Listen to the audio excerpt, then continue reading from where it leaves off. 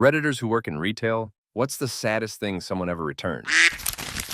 I helped a woman 7 months pregnant and her husband pick out a whole baby set for their new baby. Stroller, crib, car seats, clothes, and all. The stroller was a high-end model that we didn't sell many of, so it stood out to me. A month later, I saw the same stroller, car seat, and crib in the return bin. When I asked about it, my manager said that the woman and her husband were hit by a drunk driver and they pass. Her mother returned the items. Story 2. A man returned a Christmas tree one year. He was pretty bummed out, and when I asked him about it, he told me that he was supposed to have visitation this Christmas, but his ex refused to let him see his kids. I still think about that guy. I hope he gets his kids this year. Story 3. I worked at a Subway for a year, and we shared the building with a jewelry store. It was a small business, and we always made a salad for the owners, free of charge. One day, a customer at their store is incredibly enthusiastic about buying an engagement ring for their sew. He told the entire Subway crew how he met her after his mother died, and that they've been seeing each other for almost 5 years. He kept saying how he was happy that he found someone who makes him truly happy, and that all the challenges in his life were necessary for him to find true love. He came back a few days later. The light from his eyes was gone. He was returning the ring. I talked to the owners later that day after he left, and apparently she broke it off with him because she fell in love with someone else. It was really sad to watch. Story 4. Once I was at a pawn shop looking for a new amp when a guy came in wanting to return an engagement ring he'd bought the day before. He said he'd caught his girl cheating when he went home early to surprise and propose to her. Of course, they wouldn't just exchange it or give him his money back, but they did offer to buy it back from him for way less than he paid. He ended up selling it back to them for, from what I could tell from what I could make out of what he was saying, much less than he'd bought it for. Poor guy was extremely distraught over his whole ordeal. Story 5. Two middle-aged ladies, apparently sisters, were having the time of their life in my department. One bought a ton of assorted housewares, including some relatively inexpensive but very distinctive colored glass vases. We chatted throughout. They were fun. I kept thinking how much of a real joy it had been to deal with them. The next week, she came back to return the vases. When I asked the reason for the return, expecting, oh, the color size didn't work like I expected, she embarrassedly explained that impulsive purchases were a problem in her manic states. Story 6. Customers regularly come in with large amounts of baby supplies returned. They get the wrong gender items or duplicates. An older woman came in with a cartload, so I asked about the new baby. She slowly and through tears explained that her only child and grandbaby pass. Story 7. Not a return, but I worked in a jewelry store, and the saddest sale we ever had was a lay-by. Guy had this ring on lay-by for 12 months, but passed in a car accident. His parents came in and picked up the ring so his girlfriend could keep it. Don't think she had any idea he was going to propose. Story 8. Jared Allen bought like 15 families Christmas at the Target I worked for. I mean like big ticket stuff for everyone, like TV, iPad, etc. It was something like $15K total. The next day, since I was the security manager, I was screamed at by 8 of those families that wanted to do returns for cash, saying I was ruining their children's Christmas. I made it to my lunch break before I comped out. I went and looked at the pictures, and E.J. Henderson was also there, doing the same thing. I was super into Jared Allen at the time. My apologies for leaving Mr. Henderson out. Story 9. A guy was returning baby formula, and he was looking pretty down. I asked him how his day was, and he said that he has been having a long day and that he's been having a long month too. I thought he just had a baby, so maybe he just got the wrong formula. I asked if he just had a baby, and he said he used to have a baby. I told him I was sorry, and he said it was okay. There were a few minutes of silence, and he said he was a fun little guy. Story 10. Returned her husband's replacement razors. I asked her if he was unsatisfied and maybe wanted another kind style. Nope, he died earlier before his birthday to receive them. She started crying, and I just leaned over the counter to console her. Oh, wow. Who knew this would hit a chord with so many people? Well, a little more background if interested. I was a lead at a certain store, advertising a Wild Beyond section, so as stated below, I told her I'd lost my best friend nearly a decade ago. And to this day, the tiniest memory or smell can bring up moments that make me emotional, so not to feel embarrassed over a pack of razors. Then, abusing my position of trust, I couponed the hell out of her purchase and talked with her a while.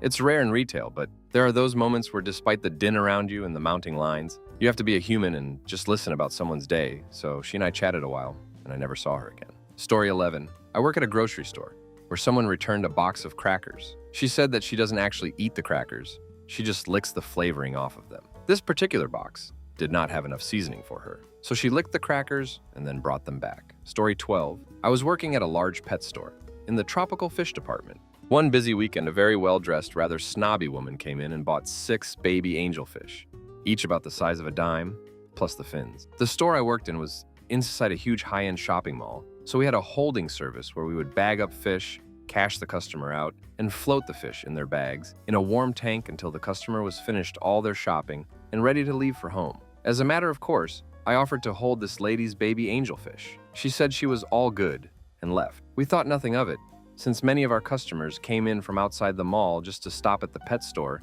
and didn't bother visiting the rest of the mall. 4 or 5 hours later, she stormed back into the store, demanding a manager and a refund. She was shaking the bag in our faces for emphasis, yelling that her gorgeous angels were all dead. On close inspection, we discovered that the silly Karen had put the poor fish in her car, presumably so she didn't need to carry them while she shopped for other things or returned to the store to pick them up. Unfortunately, because it was January and the temperature outside was about, the tiny babies had frozen to death. She simply couldn't wrap her head around the idea that tropical fish cannot withstand freezing temperatures. Even when we took a tiny fish out of the bag and showed her that not only had ice formed on top of the once 84-degree water, but the dime-sized fish was actually frozen stiff. Some people just shouldn't have pets. Story 13. A set of Mr. and Mrs. pillows. She had a tan line where her engagement ring was, a black eye, and her neck in a brace. It turns out the fiancé was abusive, but he didn't show his true colors until about a month before the wedding when he thought he had her trapped.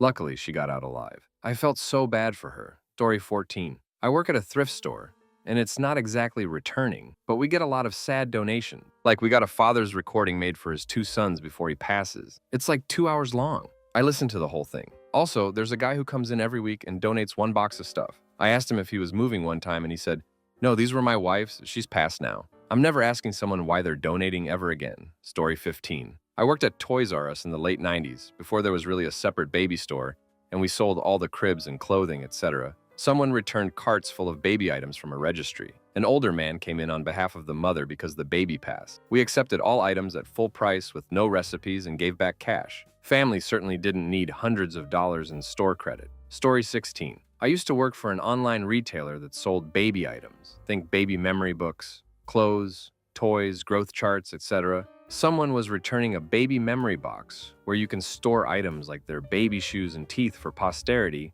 When I asked what the reason for the return was, she said it was because they had lost the baby. You could tell in her voice how hard that was to say. I was fresh out of college, childless, and had no idea how to react. Fortunately, that was the only time I ran into that during my time there. Story 17. I worked in a plus-size clothing store. I helped a woman pick out a wardrobe for a 2-week cruise that she was going on with her boyfriend of 6 months. A few weeks later, she returned all the clothes unworn. I asked her if the cruise was canceled. No, it turns out that there never was a cruise or a relationship. This guy was dating her as a prank, and he and his buddies schemed to see what they could get the girl to believe. She thought he was in love with her and wanted to move in together soon. His parting words to her were, "Like anyone would really date a fat ass like you." Story 18. Last fall, my dad decided to finally get his hearing checked and assessed for hearing aids. He really needed them. He wanted to be able to hear his first grandbaby, my daughter, coo and babble when she was born in January. Unfortunately, the ones that worked the best for him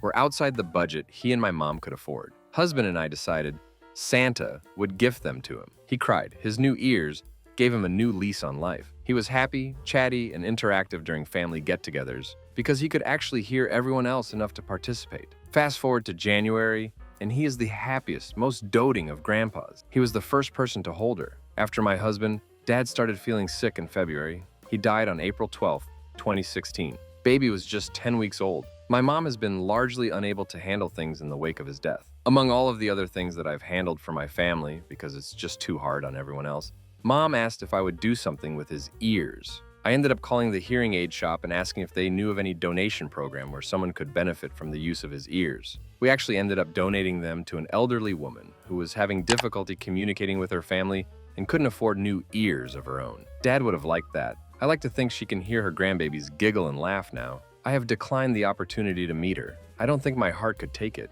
Not yet, anyway. Story 19. I work in customer relations for a luxury car dealership. I get basically paid to interact with customers and make them feel more at ease during the buying and servicing of their vehicle. That being said, I get to know and like a lot of our customers.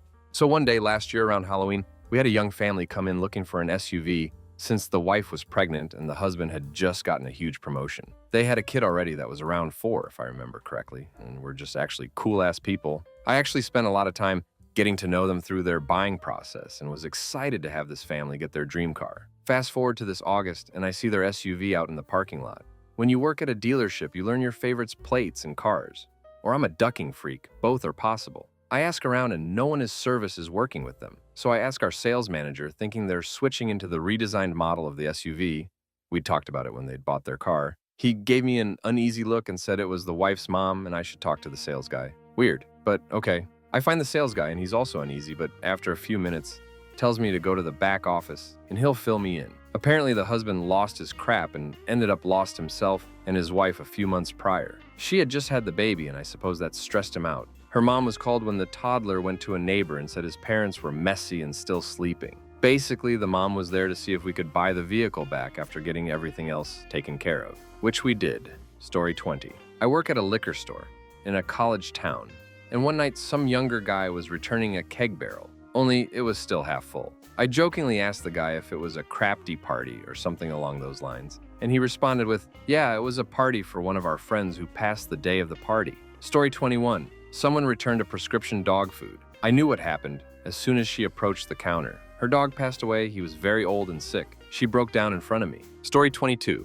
A guy came into a jewelry store and wanted help to find his wife something nice. Throughout the process, he told me that they were having problems and he thought they were going to split up. He was lovely, but slightly weird for whatever reason. Anyhow, he bought her a diamond ring and left. Exact 2 days later, he returned, sad, and asked if he could have a refund, as she had split up with him. Turned out their problems were about how much money he was spending, and so she wasn't exactly thrilled.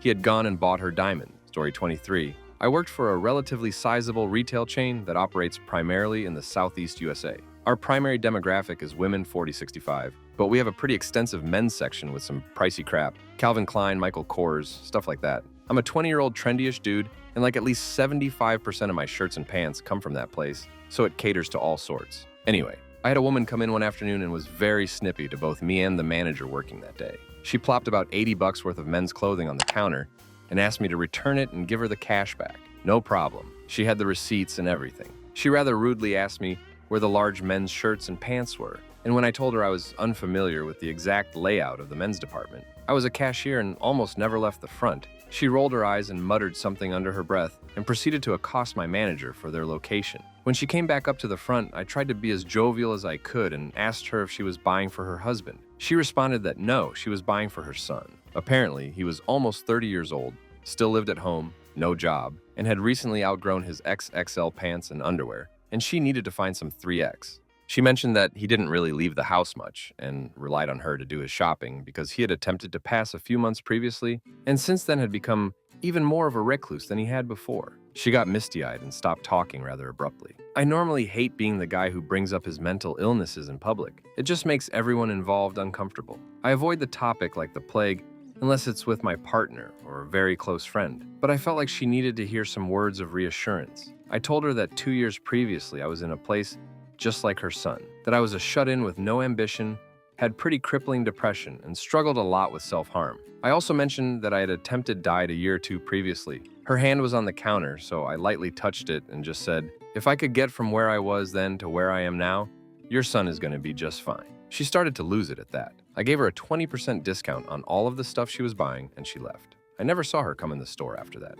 I still think about her a lot. I really hope her son's doing better. Story 24. Not me, but something I read a few months ago. I take care of the orchids in a floral store and had a young woman come in, maybe in her early 20s. She was very sweet, attentive, and wanted to know about everything we had, but eventually settled on an orchid. She was very excited about moving into a new home and had me help her find a flower that would brighten up the place. She listened very closely to the directions I gave her for caring for her new plant. It was a gorgeous plum and white blossom, and very hardy, and even had me write them down for her. I used store stationery, and even wrote my name in the card, and told her to come see me if she had any questions at all. About a month and a half later, an older man comes in with the orchid, possibly her father.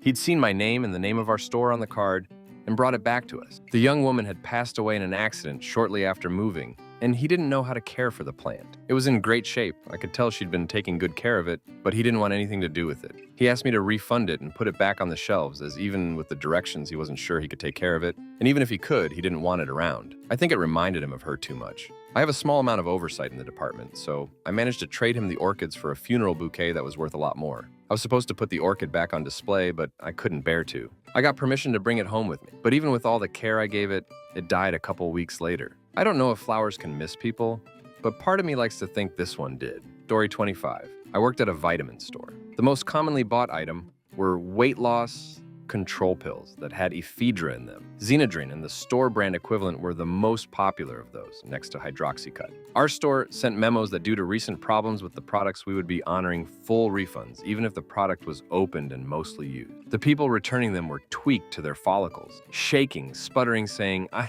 can't take this stuff anymore. It's making my heart pound to fast." And I'm just like, okay, it's okay. Should add, not only the most popular product bought, but most commonly returned one. The return box in the back was brimmed to the top with opened bottle of Xenadrine. Story 26. Worked at a clothing store that was popular with teens. A spoiled tween came to the register, accompanied by her mom, and laid out easily $500 worth of clothing. Probably around 20 plus tops, 5 pairs of jeans, a jacket, shorts, sandals, etc. As I'm ringing up this absurd amount of items, another girl, I assume the first girl's friend, joins the tween and her mom. As she approaches, I realize the friend must have recently underwent chemo. She was probably a tween as well, completely bald and frail. She approaches the girl and her mom with a single tank top.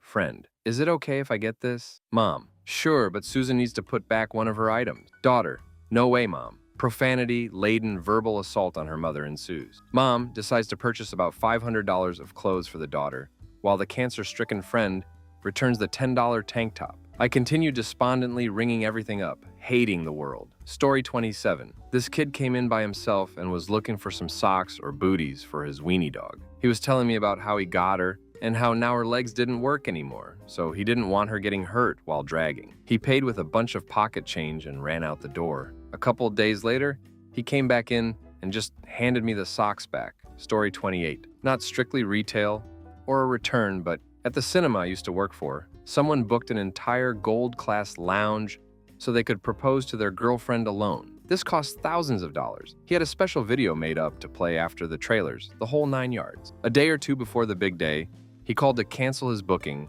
His girlfriend had dumped him. Story 29. Not sad as in makes you cry, but sad as in what the duck is wrong with you. Our returns policy was extremely lenient, and if you complained, well, our managers would let you return anything. This lady comes in with a pair of dirty, worn, broken shoes and asks for a refund. I asked for a receipt. She bought them 3 months ago.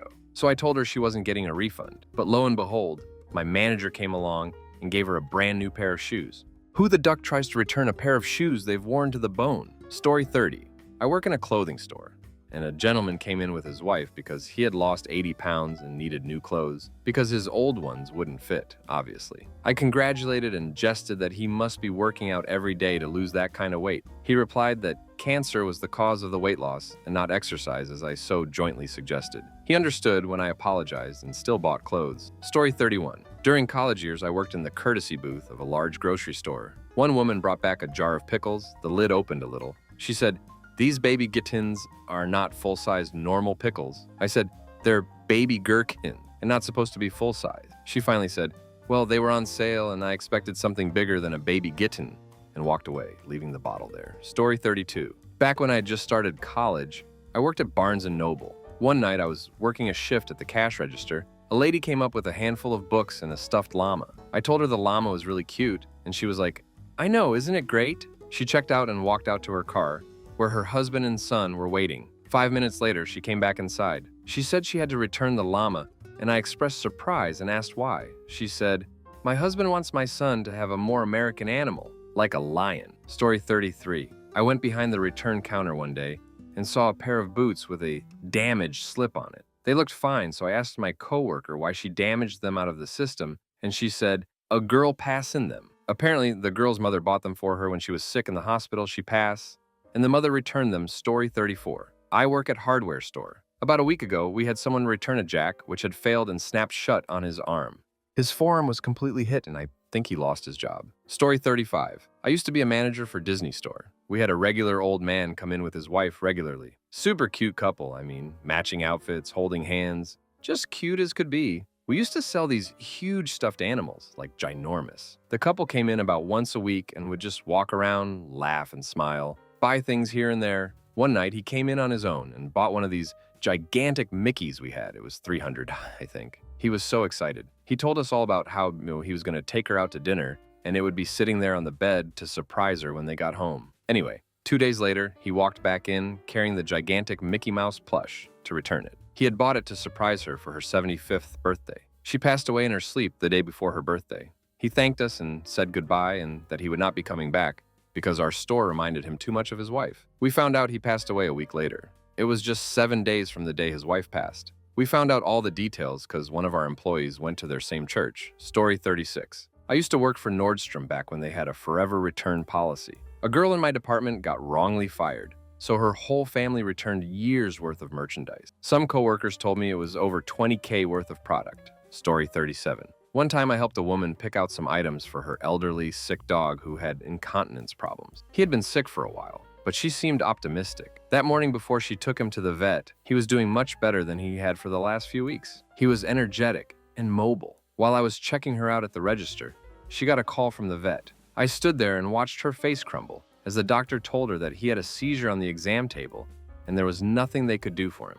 All I could do was step out of my register box and hold her while she sobbed. Story 38. Not retail, but worked at a car dealership. Had a newlywed couple come in wanting to buy a new vehicle, but didn't want to discuss the option of trading in his current premium model car. The longer they were at the dealership, the more worried his wife seemed to be. Finally, while discussing the final finance paperwork, a tow truck pulled into the dealership and repossessed their vehicle. The finance company had just not reported their lack of payment to the credit bureaus yet. The wife then went into full mental breakdown mode and started putting him on blast in front of everyone that would listen. Evidently, he lost his job a couple weeks before the marriage and didn't tell her. He also didn't tell her until earlier that week that he had stopped paying the bills. So she learned her husband hadn't had a job for the past 4 months. The bank had already sold their house out from under them, and both of their cars were now repossessed all in 1 week. She also mentioned that the down payment check wouldn't have gone through anyway because they only had 50 to their name. Oh, and she was 3 months pregnant. Story 39. This happened a little over a year ago. A frail old woman came in to return an unopened box of a very expensive brand of cologne. She didn't say much past, "I need to return this," and me being the people person I am, tried to jokingly mention did her husband not like the brand. She sighed and said, "It was his birthday present, and when I went to visit him in hospice to give it to him, he had already passed away." I was speechless and profusely apologized and ended up talking to her about my mom passing away a few months prior to this, and we ended up crying together in the store and talking for an hour and a half. She left with a smile on her face, but the initial reaction still haunts my dreams. Story 40. A couple would come in every month trying to return a printer the company didn't sell. They claim they got as a wedding gift. The sad part is who gifts a printer, but I'm pretty sure it was always return fraud. Story 41. Not in retail, but best friend is. Anyways, a couple days after Christmas, a heavier set young lady walked in and asked to return a crop top because it didn't fit her right. The saddest part is that she returned it from the bullies at school who said they thought it would look good on her. But she thought they were finally going to be nice when they got her that present.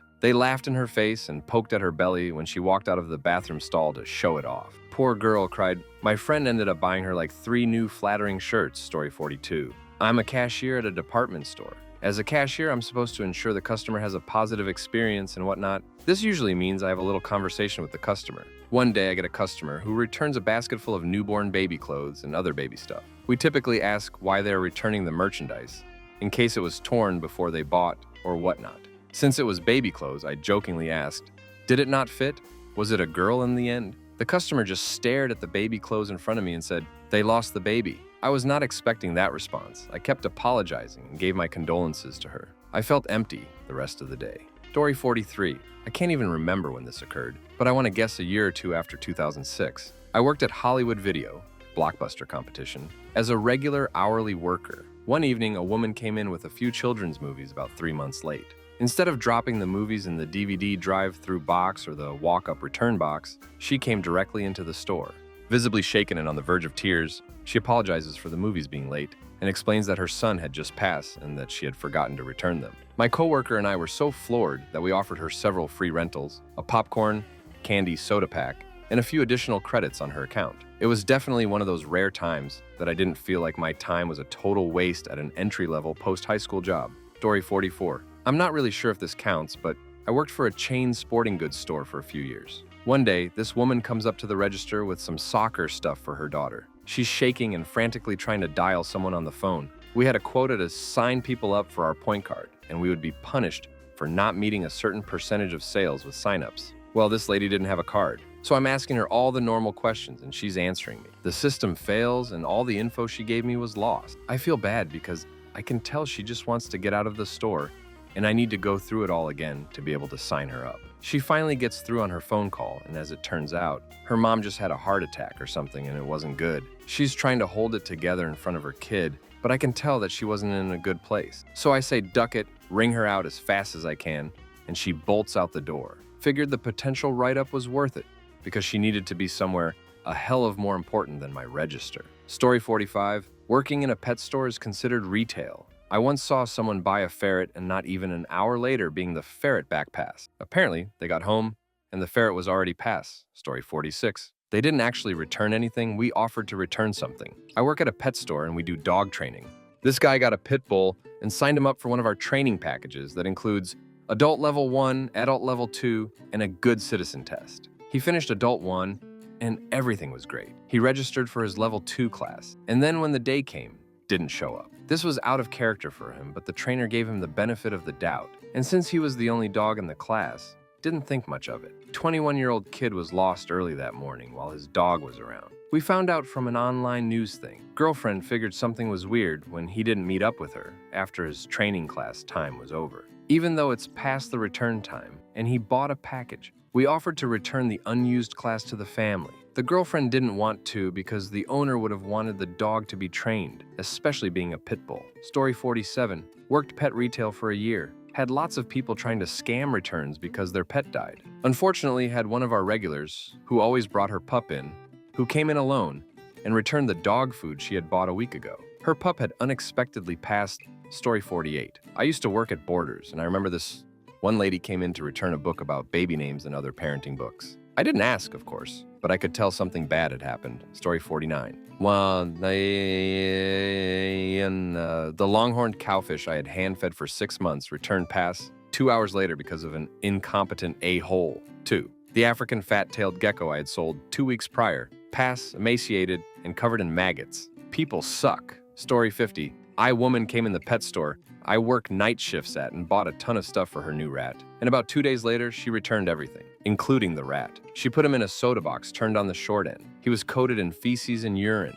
I took him in the back and cleaned him up, but I don't know that I've ever felt so bad for an animal that I really have never taken an interest to. Story 51. Not my story, but my supervisor shared a story with me about an old woman who placed large order to redecorate her and her husband's house. We're a store that mostly sells general home items, but also have a large selection of furniture. She had selected several $1000s worth of merchandise.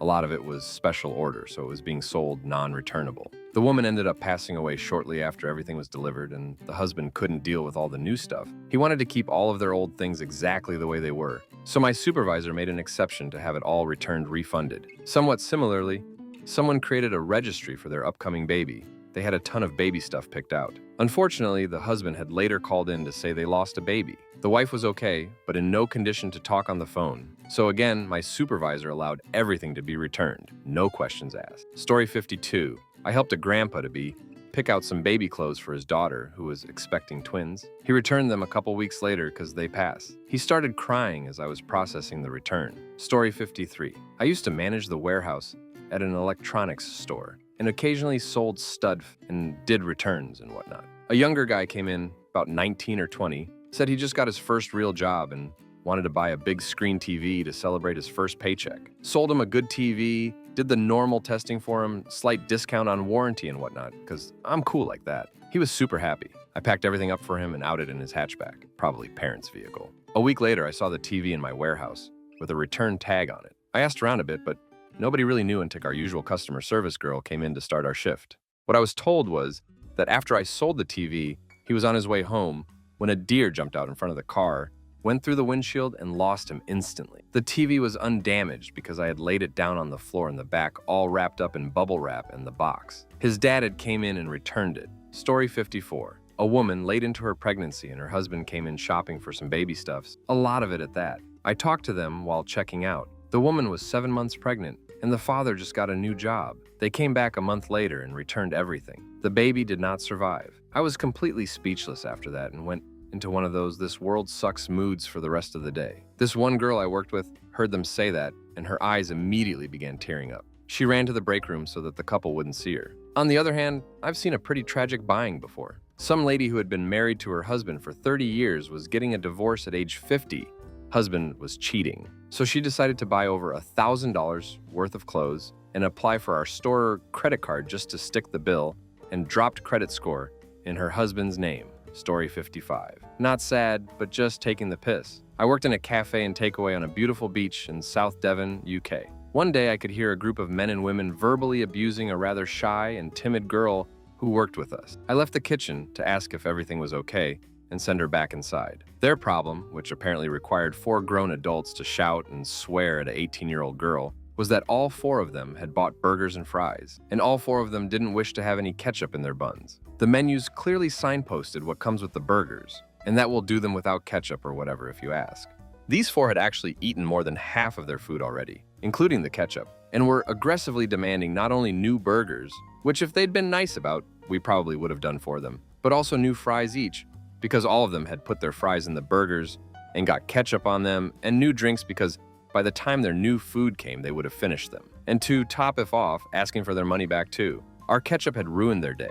And who did we think we were querying why they were asking for their money back and food for free? I took their remaining food and binned it, gave them their money back, and suggested we couldn't provide them the level of service they wanted, so would not be selling them anything for the remainder of the day. Story 56. I used to work at Old Navy a few years ago. My coworker was ringing up a return of some XXL men's clothing and, per standard procedure, asked for the reason for return. The customer said that her son had just committed died, and the pieces of clothing being returned were supposed to be his burial outfit, but she had to return them because the clothes didn't fit. The clothes were tried on his body and ended up being too small. The store had a heavy scent of embalming fluid the rest of the day. Story 57. Not so much a return, but an old man came into the photo lab I worked at to pick up his photos. He has dropped them off months ago, and he had no ticket. Turns out his house burned down and he lost everything. We helped him find the photos. All he had were photos of a gray cat sleeping or sitting by a window. He cried like a baby when he saw the photos. He was old and living alone. The only thing he cared about was that cat,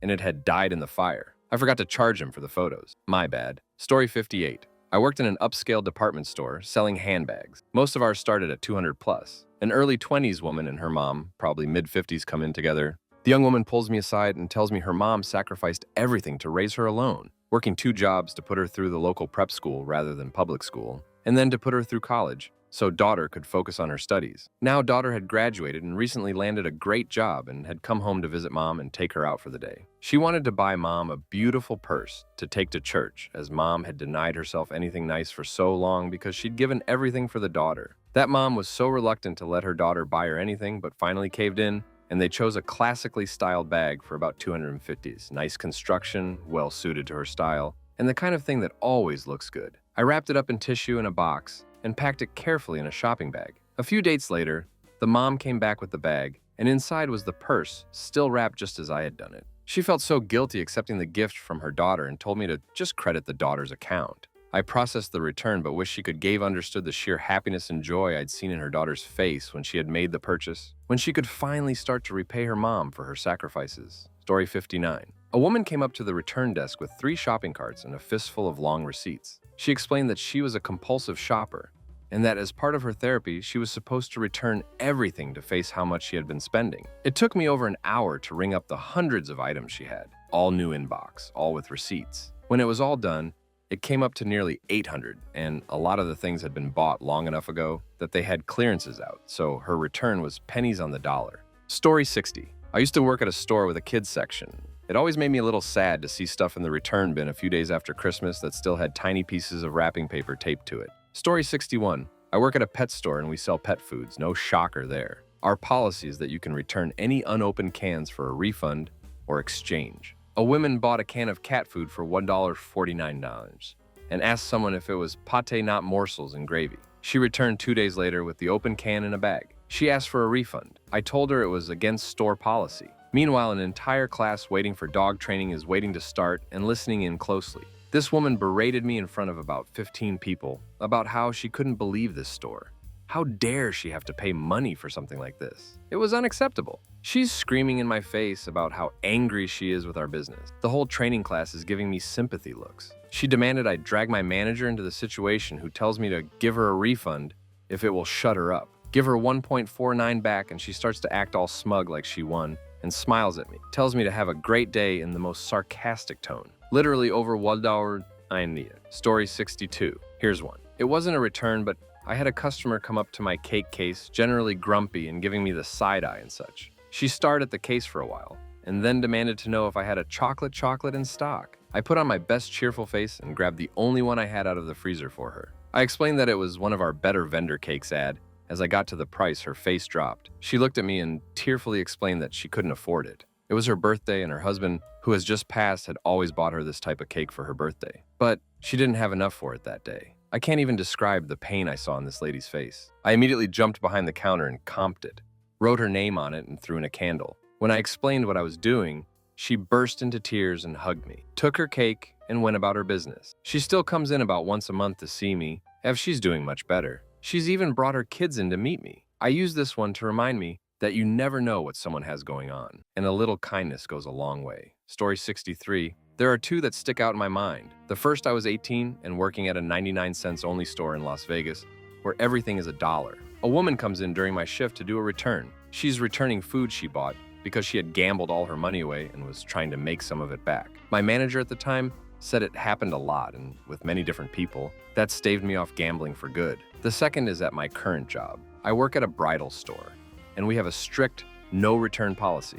Of course, there are always those extenuating circumstances that give us a little leeway. A groom came in one day to return his wife's wedding gown. She passed from a brain aneurysm and had no family. So instead of having his honeymoon, he was settling his wife's affairs. He was in tears, and we all tried to console him, even other customers, as he literally had a meltdown in the store. We almost called an ambulance because of how bad his panic attack was. He kept talking about her and how he'd never find another like her. Poor guy. Had us all in tears, right? Until his mother came to get him. Story 64. I worked at Nordstrom in San Diego.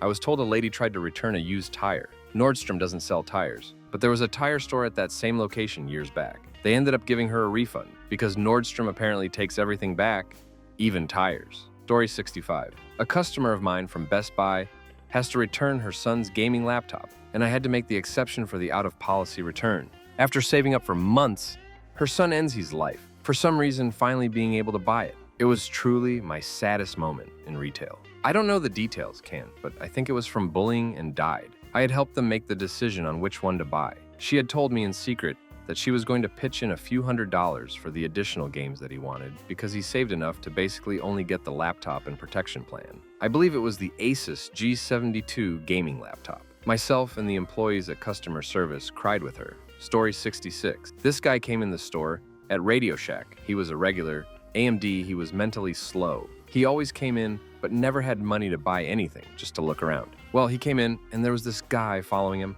The slow guy comes up to the counter.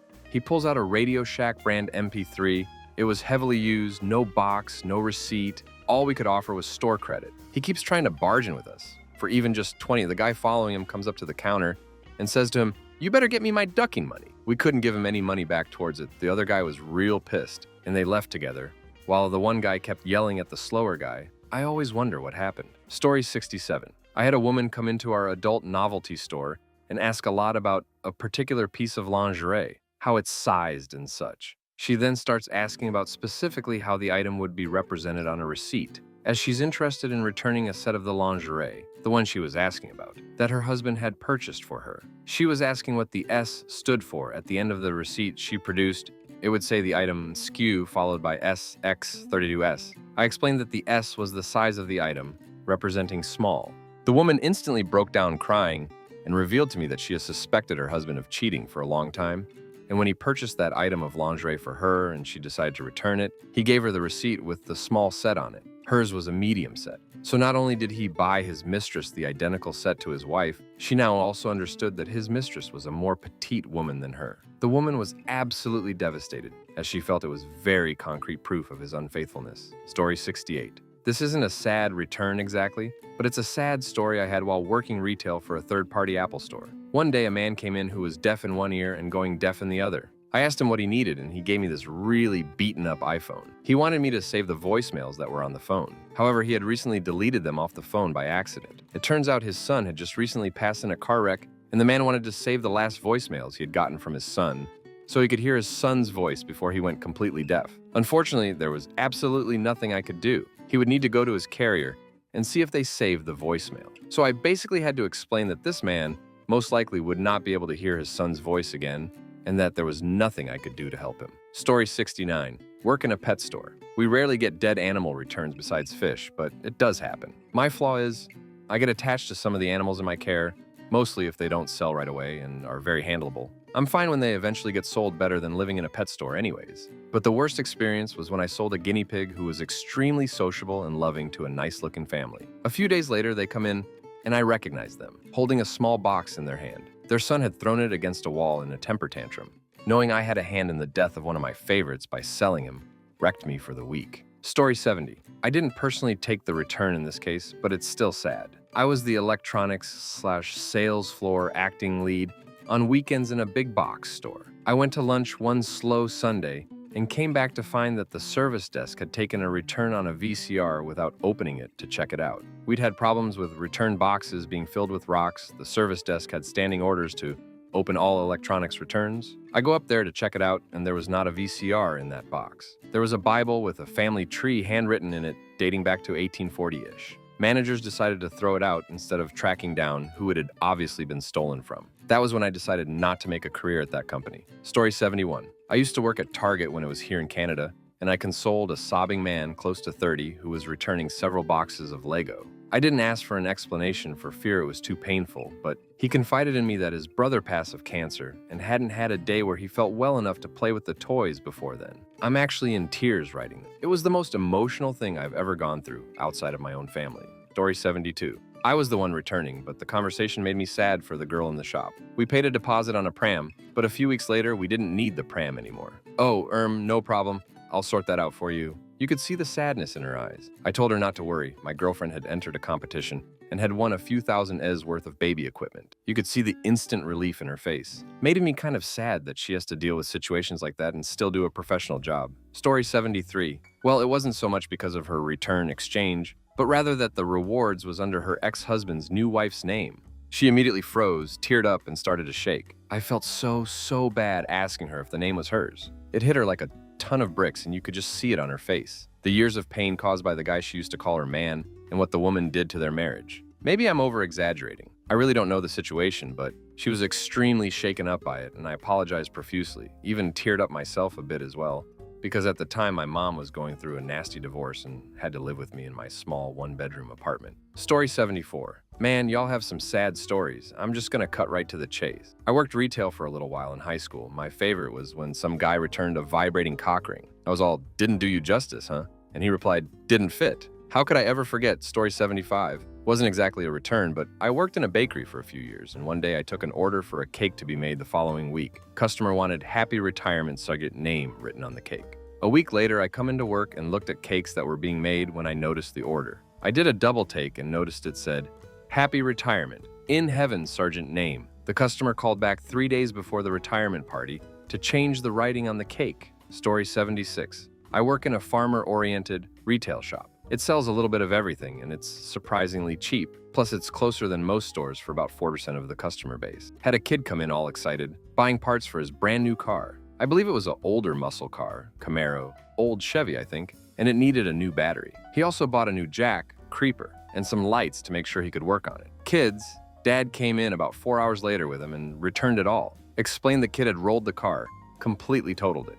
I felt horrible for him. Story 77. Wouldn't really call this a return, but at Walmart, some kid picked up a wallet in the parking lot instead of taking it to customer service. Right away, he went to the bathroom first. All I remember is hearing my customer service manager scream when he took it from the kid, because the kid literally crapped in the wallet before turning it over to customer service. Story 78. A friend of mine currently works at a pretty high-end clothing store. About a couple of weeks ago, he helped out this girl pick out a new dress for her grandma's upcoming birthday party. A couple of weeks later, she came back and exchanged the dress for a black one so she could wear it to the same grandma's upcoming funeral. Story 79. Used to work in a large chain store. It was in its own little area, but across from a giant mall. We had a large grocery section. Not always, but sometimes we would have lobsters available. One day, early afternoon on a hot summer day, a guy came in and bought a bunch of lobsters, probably a couple $100 worth. That evening, said person comes back to return a couple $100 worth of dead lobsters. He had bought them, then driven over to the mall, left the lobsters in the car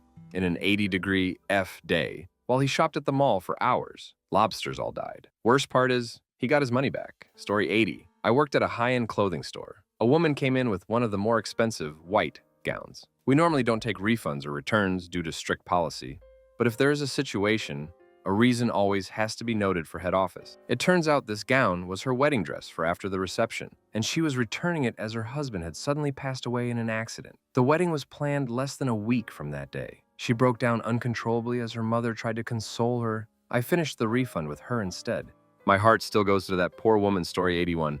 My oldest son was in a band and played guitar. He had bought a guitar on hire purchase and was paying it off. He also bought $40 worth of stickers to put on the case to give himself street cred. He had also arranged through the same store for foot pedals. I am not sure what they were for and had paid half deposit on them. My son passed. Many wheels later, I got a phone call from the guitar shop to say his pedals had arrived. The hardest thing I ever did was to go onto that store and explain what had happened. They generously gave us back his deposit. So terribly, terribly sad. My hubs and I paid the guitar off. Story 82. Back when I was working on my undergrad, I worked at Sport Chalet, a sporting goods store. Before Christmas, I helped a woman pick out a bunch of scuba equipment for her daughter. She told me she was surprising her daughter with this big trip for the two of them, and we bonded over the trip. 2 weeks later, she came back in tears to return all of it. Her daughter was diagnosed with stage 3 cancer. Story 83. I know this doesn't count directly, but it was technically a return. My friend worked at her family church part-time for a while and helped people book it for different events. It was booked for a wedding on Monday. On Saturday, the bride's parents came to cancel the wedding and book it for tomorrow for a funeral. The groom's family had a tradition where the to-be-wed couldn't meet until the wedding day for 5 days. The groom and the bride couldn't wait and met at a friend's house. While returning back, they got crushed under a truck. Story 84. Engagement ring. Guy came in embarrassed and teary-eyed and walked up to the cash, put the bag with the ring on the counter, and told us she said no and if he could get his money back. You could tell he was trying to hold back his tears. He didn't say a word while we did the refund. He broke down after he left the store. Rest in pieces, customer's heart. Story 85, Best Buy here. We had an older woman come in a few days ago to exchange an iPad. Everything seemed fine on it, and I asked why she wanted to exchange it. Turns out it was her husband's, who passed away a few weeks ago, and she couldn't get in it because he never told her the password to his email. She was sad because the iPad had tons of photos of them both, and it was like a locked door for her. I rounded up several coworkers, and we set a plan in motion to help her get access to the account through Apple. Hopefully everything goes well, and she can get back in it. Story 86. My husband sells jewelry.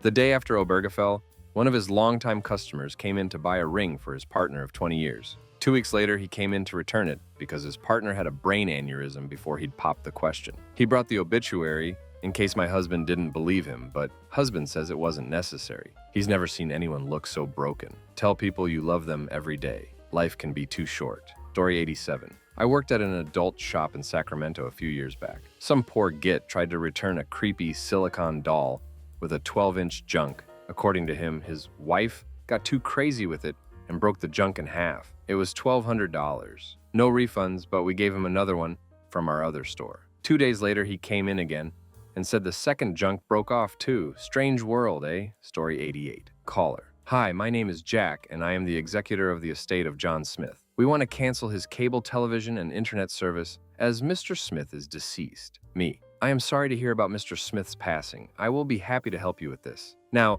would you like me to change the service to be in Mrs. Smith's name so she does not have any loss of service? Caller. Mrs. Smith has been taken into custody by law enforcement related to the death of Mr. Smith, so she will not need the service either. Me. Story 89. I was the person doing the returning. I had purchased a few pieces of maternity clothing. I lost a baby not even a week later. After I had recovered physically, I returned the clothes. I couldn't quite get the words out. The lady just put her arm around my shoulder and let me cry. Story 90. I work at a grocery store, and often we get returns for pet food cat litter because people's animals have passed away. But the other day, a lady returned like 7 cans of tuna because her cat passed away and now she can't face eating tuna ever again. What is the weirdest or craziest thing you've seen a customer do? Here goes. In the mid-90s, during high school and summer breaks from college, I worked at Kmart. In the summer of 1996, I worked as the garden shop manager. It was a pretty nice job because it was semi-outdoors, and generally the store managers only really came out to shoot the crap once in a while, so it was laid back most days. One sunny Sunday, we were really busy. I mean slammed. Everyone with a lawn seemed to be at the store, getting supplies to groom their kingdom. I was ringing someone up when I heard a gas motor start up in the back of the patio area. I waved another associate over to finish checking the customer out and moved very quickly to the back of the store to find a man I recognized to be a regular customer testing out a gas edger. This wasn't good, as there shouldn't be any gas in these edgers, nor should they be started in the store. I shouted over the shrill growl of the little motor, Sir, you have to turn that off." The man turned it off and got indignant. "Why?" "Sir, you just can't start power tools in the store," I replied. "But there was gas in it," he argued. "Well, it was probably a return and someone forgot to empty the gas from it," I said. "I'm sorry, but you just can start this in the store." "But why? I have a right to test it, don't I?" "I'm afraid you don't. We can't start this in the store because it's a liability. Someone could lose a foot." I tried to sound official, so this guy would just drop it. With that, the man threw down the edger, flew into a rage, shouting, "A hole!" as he stormed off. I was puzzled, but I was glad it was over and I went back to work. To tell you a little about this guy, he was a regular customer. I lived in a small town, and this guy came in once every other day. He always wore a track uniform type jumpsuit and the sort of athletics prescription glasses you'd wear to play racquetball. In my mind, he was perpetual racquetball guy. Needless to say, he was a bit eccentric. The next morning, it was a rainy day. The place is slow on Mondays and even slower on rainy days. I was just opening up the store and getting the register ready when I saw him chug through the store in his typical odd fashion. About 40 minutes later, he was back at my register. He set down his purchase, and I still remember a fishing lure, a package of badminton birdies, and an elbow for a 1/4 on a PVC pipe. I rang it up and turned to him to tell him the price. "That will be $4.52, I said as I turned to look at him. Wham! The guy slapped a wooden leg down on the counter. He glared up at me with the fury of 1,000 tiny, handicapped sons and said something I'll never forget. "I lost my leg to a lawnmower, and you don't think I know anything about lawn safety?" I stood there stunned for a moment. My brain was trying to process the situation. Obviously, if he lost his leg to a lawnmower, his experience is a little bit more in-depth than mine. Perhaps. However, it's clear he doesn't know anything about safety around lawn equipment, or he wouldn't have lost his leg in the first place, right? I didn't know what to say, so I repeated my statement. "That will be $4.52.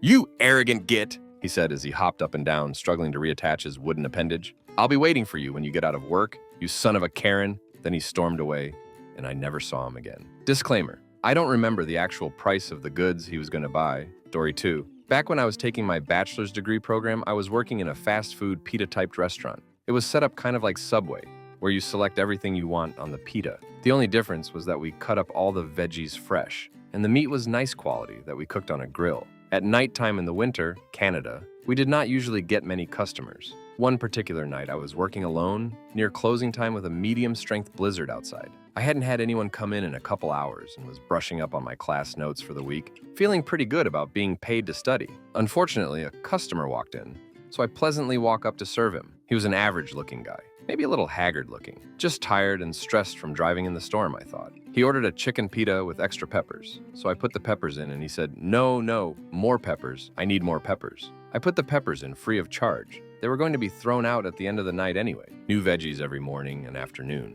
It was loaded with peppers, and he seemed happy. He thanked me and left a couple loonies as a tip, pretty good tip for a cheap fast food place, and went to the back of the store to eat it. This is where it gets interesting. He literally had a mental breakdown right in front of me. He took a few bites of his pita, then slammed it down on the table.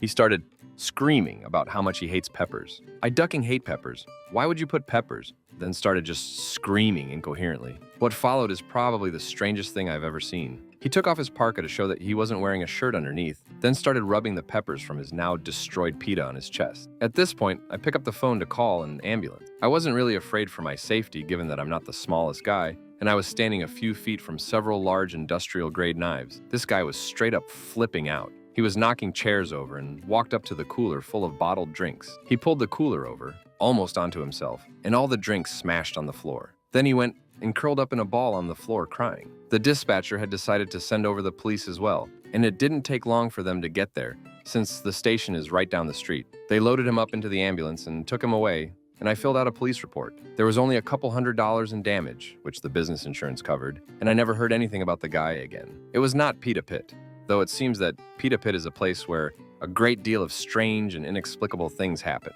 It was an independently owned store that has since gone out of business. Story 3. Was working as a waiter. Know those super competitive guys who both want the check? Started off casually. Guy A, after ordering. And get whatever you want. This is on me. Guy B.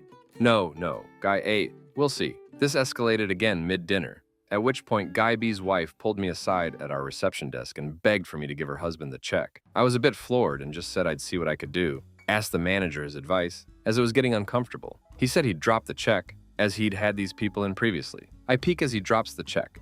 Voices raised, glasses break, full-on fistfight. Why they didn't split the damn thing is beyond me. Story 4. Don't know if these counts. I worked in a college library a few years back. An enormous Haitian woman came to me and said, I had my administration in your chair. Y'all need to clean that up. She had menstruated while using one of our computers. Story 5. I worked at Starbucks and a guy ordered 21 shots of espresso. Figured he had other people's order. We took the order and gave him what he paid for. Suddenly, he downs them all, walks out of the store, and pukes on the curb. Story 6. Some maladjusted space cadet customer in a ridiculous hat clothing ensemble was pushing her baby carriage around the furniture store. She was mumbling weirdo noises into this baby carriage. It wasn't quite baby talk, more like a chitter you'd make at a squirrel, but with some voice inflection. Anyway, I was about to approach her when a cat leapt out of the baby carriage. Scared the hell out of me. It jumped onto an entertainment center, and she picked it up and put it back in her carriage. She had one other cat and a rabbit in there. Furniture shopping. Story 7. Story time. We had a chap at the Staples I worked at who liked chairs. He liked chairs.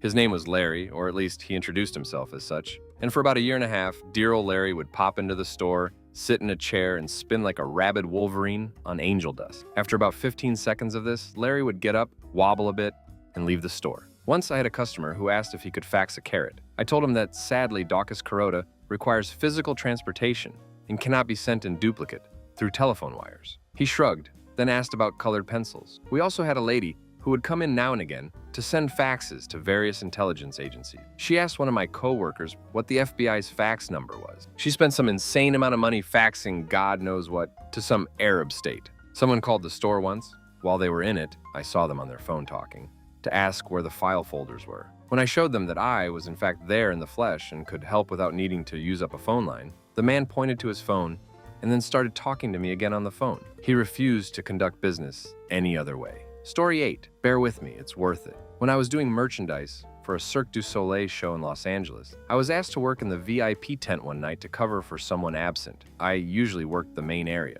I fully expected to start taking mental notes of all the celebrities I was sure to see. We regularly turned paparazzi away from our tents because it was the in thing to go do for Hollywood types during its run. Anyway, as the night goes on, the tent seems pretty empty, especially considering that we'd been selling out both of them every night in a row for 2 weeks straight. Then it all makes sense. A 5'4" blonde bimbo who looked like she dipped her entire face into a vat of foundation comes in wearing the skimpiest dress I've ever seen and 4-bar heels, clearly intoxicated, accompanied by the 2 hugest men I've ever seen in my life, dressed in Italian suits, those wiggly one-ear headphones and black sunglasses, and a middle-aged, vaguely ethnic woman dressed in a similar suit and earpiece. The bimbo proceeds to walk over to the table where they had complimentary glasses of wine and plates of fine desserts, and downs 8 glasses of champagne like shots in the span of 40 seconds. Everyone in the tent is whispering and gossiping, trying to figure out who the hell she is. I asked my manager if we should evict her, and she just says no. They bought out half of the tent. Let them do whatever. To put that in perspective, half a night's VIP tickets would cost them $7,500. While everyone is glancing over at the bimbo's antics, the middle-aged woman walks over to my register. As she gets closer, I can sense something odd about her. The way she carried herself suggested extreme confidence and class. She asks me in the most perfect Queen's English I've ever heard in my entire life, "Do these DVDs contain the entire performance of each show?" To which I reply something like, "Yes, ma'am. Special features, too." I'll have one of each. The soundtracks, too," said with the most subtle smile I've ever witnessed. I rang it up and I just remember it was in the hundreds. At intermission, there's a big commotion in the patio area between the VIP tent and the big top. The 2 gigantic private security guys are carrying the bimbo out of the tent, completely passed out and apparently reeking of vomit. The rest of the night goes on quietly, with no sight or mention of that odd group of 4 until everyone's sitting around waiting to be clocked out and chatting about the night's events. The manager, with a smile on her face, says something like, "Thanks for putting up with that." The blonde girl was just a diversion. That woman she was with was Haya Hussein. Who? Oh, she's the Queen of Dubai. Story 9. During high school, I worked as a projectionist in a movie theater. One night, while I was hanging out with the manager in the concession booth, waiting for the last shows to get done so we could close up, a guy comes out of one of the theaters with his family and demands to speak to a manager. So my manager turns around and asks what the problem is. The guy starts screaming that he wants his money back because he went into the wrong movie. The guy mistakenly went into Without a Paddle instead of Anacondas. He kept saying, "The snakes never came, the snakes never came." The movie was almost done at this point, so there was no way we were going to give his money back, so my manager offered passes to come back again. The guy flips out, pushes my manager out of the way, and runs upstairs into the projection booth to try and get into our office or something. At this point, I get on the phone to call the police. Just as I'm about to hang up, the guy comes back downstairs and sees me on the phone. He grabs a metal chair and throws it across the lobby at me, about 20 feet. I dodge it and smashes a giant glass window. At that moment, an undercover cop was driving back, heard the call, and saw the smashed window, so comes flying in and tackles the guy down. This was all in front of the guys, 2 kids and wife who were super embarrassed in the corner of the lobby. Just one of many, many ridiculous nights at the theater, story 10. When I was about 20 years old, I worked at a Kinko's in North Toronto for about a year and a half. My first 6 months were spent toiling away on the graveyard shift, which basically meant helping design students print out their Pantone-specific projects and running massive print jobs on our volume-only copiers. This one specific night was relatively busy, and since it was a Saturday in the summer, there were quite a few rowdies out and about. Around midnight, this guy came in looking to print out his resume. I told him it would be around a 5-10 minute wait and placed his order on a pile of around 3-4 other small jobs that needed to be run ASAP. I continued on with some of the jobs that were already in the queue, and not even 30 seconds later, the resume guy, still standing at the counter, asks, "Hey man, so is my resume done yet or what?" I reply to him in a pretty even tone, but slightly annoyed. "It'll be around 7-8 minutes still, as there are a few more just ahead of you." I turn back to the printer and continue on with what I was doing. I could tell that he was still looking at me, so I glanced back and he had this smirk on his face. He then said, "So you think you're funny, right? Where's my ducking resume? I need it now." I smirk back at him and say, "It'll be about 6-7 more minutes, as I'm just in the middle." I didn't even get to finish my sentence before he had hopped the counter to run at me. I was pretty shocked right off the bat, but ran like crap to the back of the store. There was another guy working, we'll call him William, who literally stood there while I yelled, "Call the ducking cops, you idiot!" I think he may have even looked back down at the copier he was on, pretending to continue on with work. Anyways, the guy chases me into the back and corners me in the manager's office. I turn back at him, and he swings 3 times, connecting once on the side of my head. In an effort to stop him, I kicked him in the chest and threw a punch back that hit him in the chest. He popped me one more time in ear before running out of the office and leaving the store. Obviously, I was pretty shaken, so I went back out into the main area to find William still at the same copier, staring down at the machine that was in sleep mode. Island had not been touched in 10 minutes. I asked him if he called the cops, and he said no. Some other customer had, though, and they showed up about 5 minutes later. Here's the kicker. The guy left his resume to be printed, which had his phone number and address at the top. The cops had him within 30 minutes and brought him back to the store to be identified. The guy apologized, and I said I didn't want to press charges. I wasn't injured and honestly was just finishing college and planning to move back to Vancouver. I didn't really care to deal with it. Anyways, that's the best customer freakout story I've got. Story 11. This actually happened, no joke. I worked at Staples at the time as the head of the electronics department. My mom and sister happened to come into the store to buy something for my sister. I was talking with them for a little bit, as business was slow when it all happened. This, human being walks into the store. Long blonde hair, huge tits, a long black dress with a floral pattern, and a beard. He had to have been about 50-60 years old. He comes up to me and asks for help. My mom and sister walk to the other end of the store. My mom, being a paranoid mother as it is, wouldn't take her eyes off of this strange older transvestite dealing with her son. He starts asking me a ton of questions about a computer desk, most of which I couldn't answer because they were so specific. I told him, or whatever, that I was going to get our furniture associate and he could help out better than I could. Nope, not good enough for him. He demanded that I help him, so I did my best to answer his questions. We weren't even done talking about the desk when he walks over to printers and starts asking questions about them. Really off-the-wall questions, like if he could print labels for jars because he likes to make homemade jam, and if the people who built the printers were black. As quickly as his focus shifted to printers, he went to laptops. Same song and dance. Asked me a million bizarre questions, all the while spritzing himself with some god-awful woman's perfume. I forget exactly what happened next, as this was 7 or so years ago, but I know I somehow pissed him off. He made this huge scene and was quickly calmed down by my manager. He then spent the next 20 minutes talking with my manager and I about his surgery and what it's like without a junk. He then decides to buy the desk he first talked to me about. It was the last one we had, so we sold him the floor model all assembled. I put the desk up on a dolly and wheeled it out to the registers. Then he decides to sign up for a credit card. So I set him up with the form for a personal credit card and he starts filling it out. The form asks for your gender. He pauses, stares at the form, looks up at me and says, "So, what should I put?" I froze. I had no idea what to say to that. Finally, I managed to say, whatever you have more of? Well, this sets him off again. He rips up the application and goes to the cashier to pay for the desk in cash. The entire time, he was yelling and stuff at the cashier. I tried calming him down, which sort of worked. I helped him outside with his huge, already assembled desk. We start walking to the parking lot, and he just stops and whips out his cell out of his purse to call a ducking cab.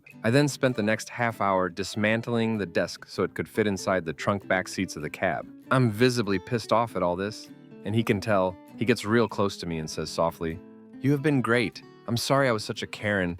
It's just that time of the month." I said goodbye and just walked away. My mother stayed at the store the entire time this crazy was in the store and had 911 dialed on her phone, just waiting for him to do something to me so she could press dial. Story 12. I worked at a movie theater in the 90s and was a concessions worker as well as an usher. One Friday evening, a middle-aged woman approached my manager with her daughter and explained that her daughter's friend had come to the movie theater with them, left during the movie to use the restroom, and had not reappeared for over 20 minutes, and could we help find her? My manager quickly called me into her office and explained the situation to me and asked me to search the entire theater, including the auditoriums, which were dark.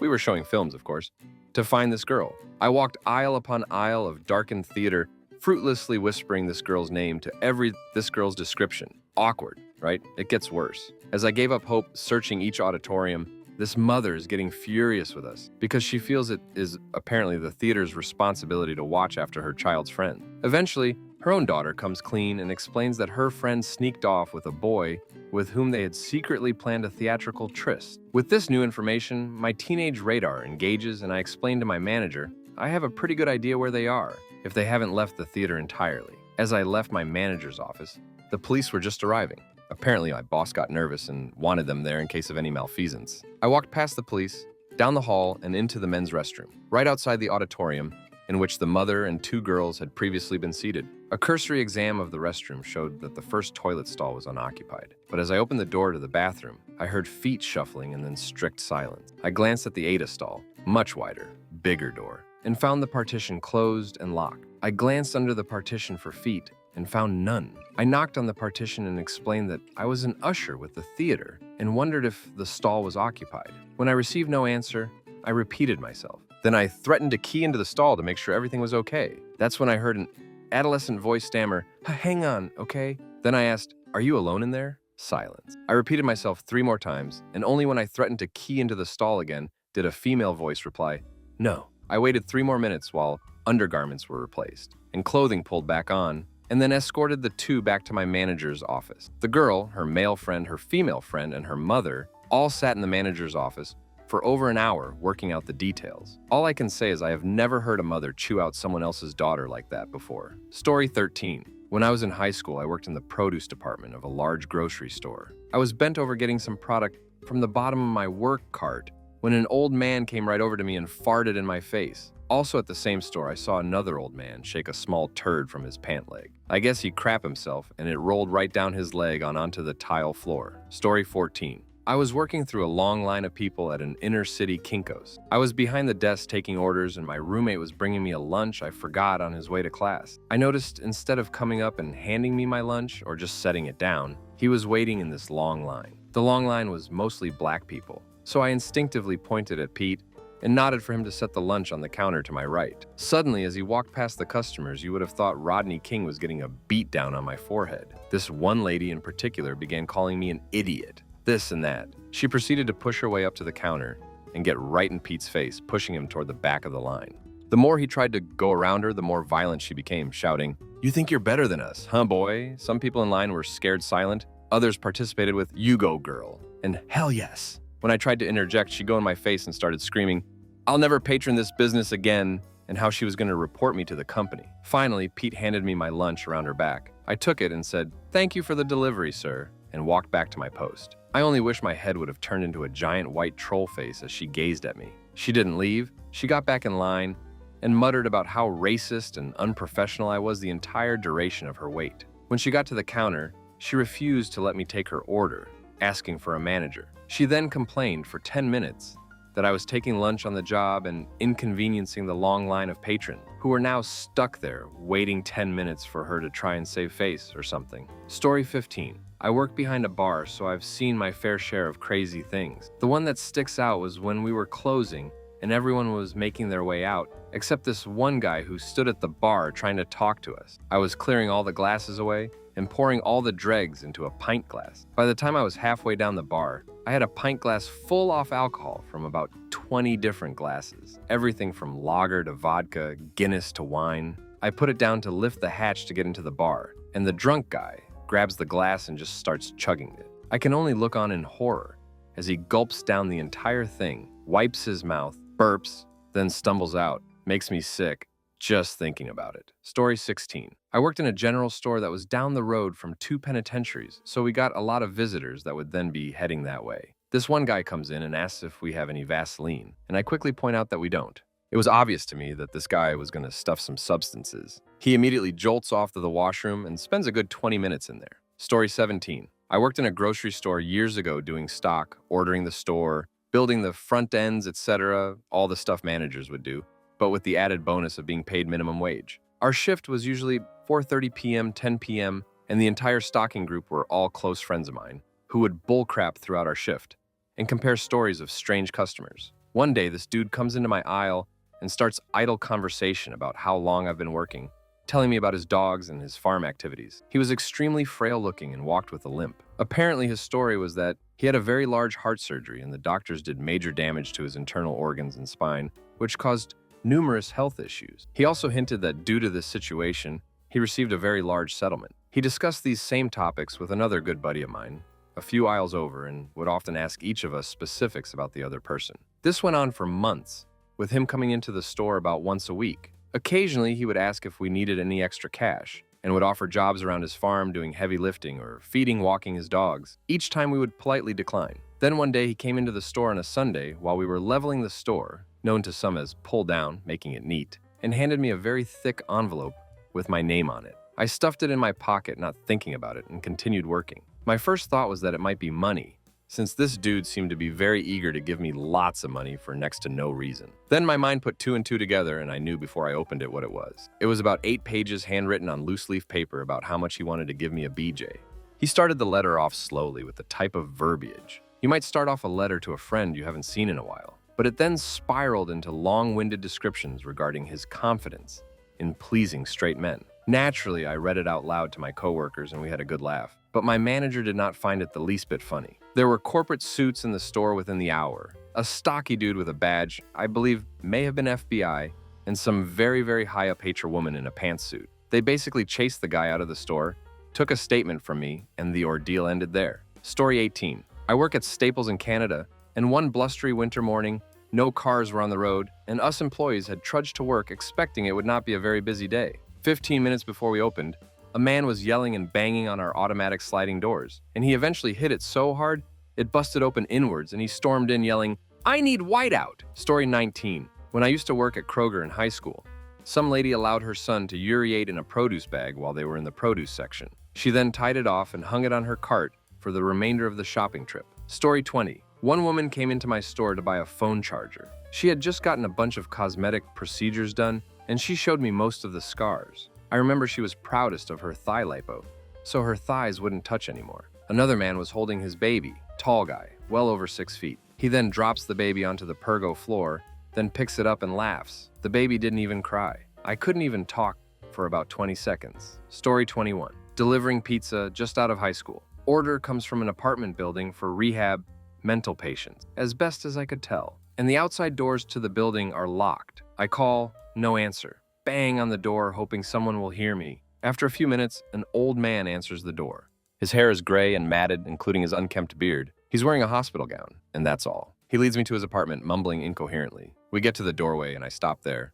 not wanting to go in. The apartment is pretty clean, but the TV and radio are turned up full blast. The man starts looking for his money. He looks everywhere. On the table, under couch cushions, inside different envelopes, always bending over and exposing his bare ass. And this is where it gets interesting. So allow me to explain. If you have ever been to Lawrence K's, you'll most likely encounter our version of the Vietnam vet. I call him Peace Sign Guy. He walks around in a leather jacket, jeans, bandana, and a big ol' unlit cigar clenched in his teeth while throwing up peace signs to anyone who will look. Generally, he's okay. I had heard rumors that he would have episodes and go off on people, but had never seen it myself. This is when I turn around and Peace Sign Guy is right behind me. For a brief second, I feel relief. Oh look, someone I know, like I said, fresh out of high school. The guy is not in his peace sign waving mood. In fact, he is very angry. He starts yelling at the top of his lungs at Hospital Gown Man. Were you born in a ducking barn, man? What the duck? Close your goddamn door. He pushes his way inside, with me along with him, and stands directly in the doorway. Now I'm standing between two of the weirdest men I've ever met. They start yelling at each other, the TV and radio are blaring, and I'm just about to lose it myself. I put the pizza down just as Crazy Man picks up a tobacco pouch full of fresh, crisp $20. He throws me one, still yelling and being yelled at in return. I drop the change as I literally have to push my way by Peace Sign Guy. The dude was at least a foot taller, so I just shimmy under his arm through the doorway. I leave as they have it out, the sounds of the TV and radio mixed in with incoherent babble of two crazy men. I still had one more delivery and tried my best to explain the extra 10-minute wait. They understood, and so did my boss. Went home for the rest of the day with a WTF happened to me face and a few dollars richer. Story 22. There used to be a woman and a daughter that would come to the restaurant I work at all the time. The daughter was mentally handicapped to some degree and would eat the large portions of food we served, her extremely fast often causing her to vomit it back up. The mother would tell her to slow down, but nothing much worked. At first, the management understood and respected the situation, but when the daughter started to come to the restaurant alone and continuously vomit her meals up, we had to ban her. Story 23. The lady swerves in and misses the drive-thru, so she backs out and pulls in correctly. She begins taking her order when she suddenly opens her car door and pulls herself out. Once out, she opens the car door behind her. She begins to pull her pants down and squat in one swift movement. She continues to speak and giving her order while taking a piss. Once finished, she stands up for a moment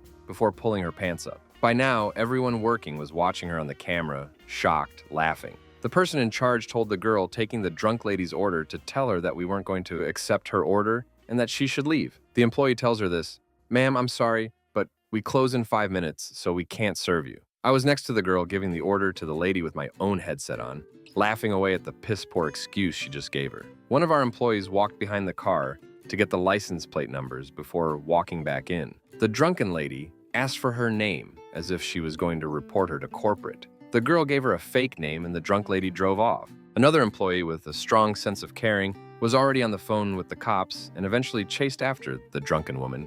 The drunken woman ran a red light and made a U-turn to make it into an Arby's drive-thru right across from our Culvers. Apparently over there, when she got to the window after giving her order, she didn't have any money, so she stripped for her food. It was soon after that the cops arrived and caught her. An hour later, the cops had her doing tests to see how drunk she may or may not have been. Several of our employees eyed the woman as the correct person. Around this time, I took the video of what had happened in the office on the camera system. I showed the cops the video, and the woman was taken away by the cops. I went home and enjoyed a nice, peaceful night. Story 24. I am an office manager for a watch repair and retail shop, and I had a customer bring in a pile of garbage from her car, including a pencil, multiple Kleenexes, a McDonald's toy, scraps of paper, gum wrappers, and general dirt, and drop it on my desk. She said, "I was cleaning out my car and I don't have a trash can." Awesome. Non-ninja, add the other craziest customer. Old man comes in while I'm eating lunch at my desk. I went back to grab his watch from the back room, came up front, and he was eating my chips. He'd reached across my desk,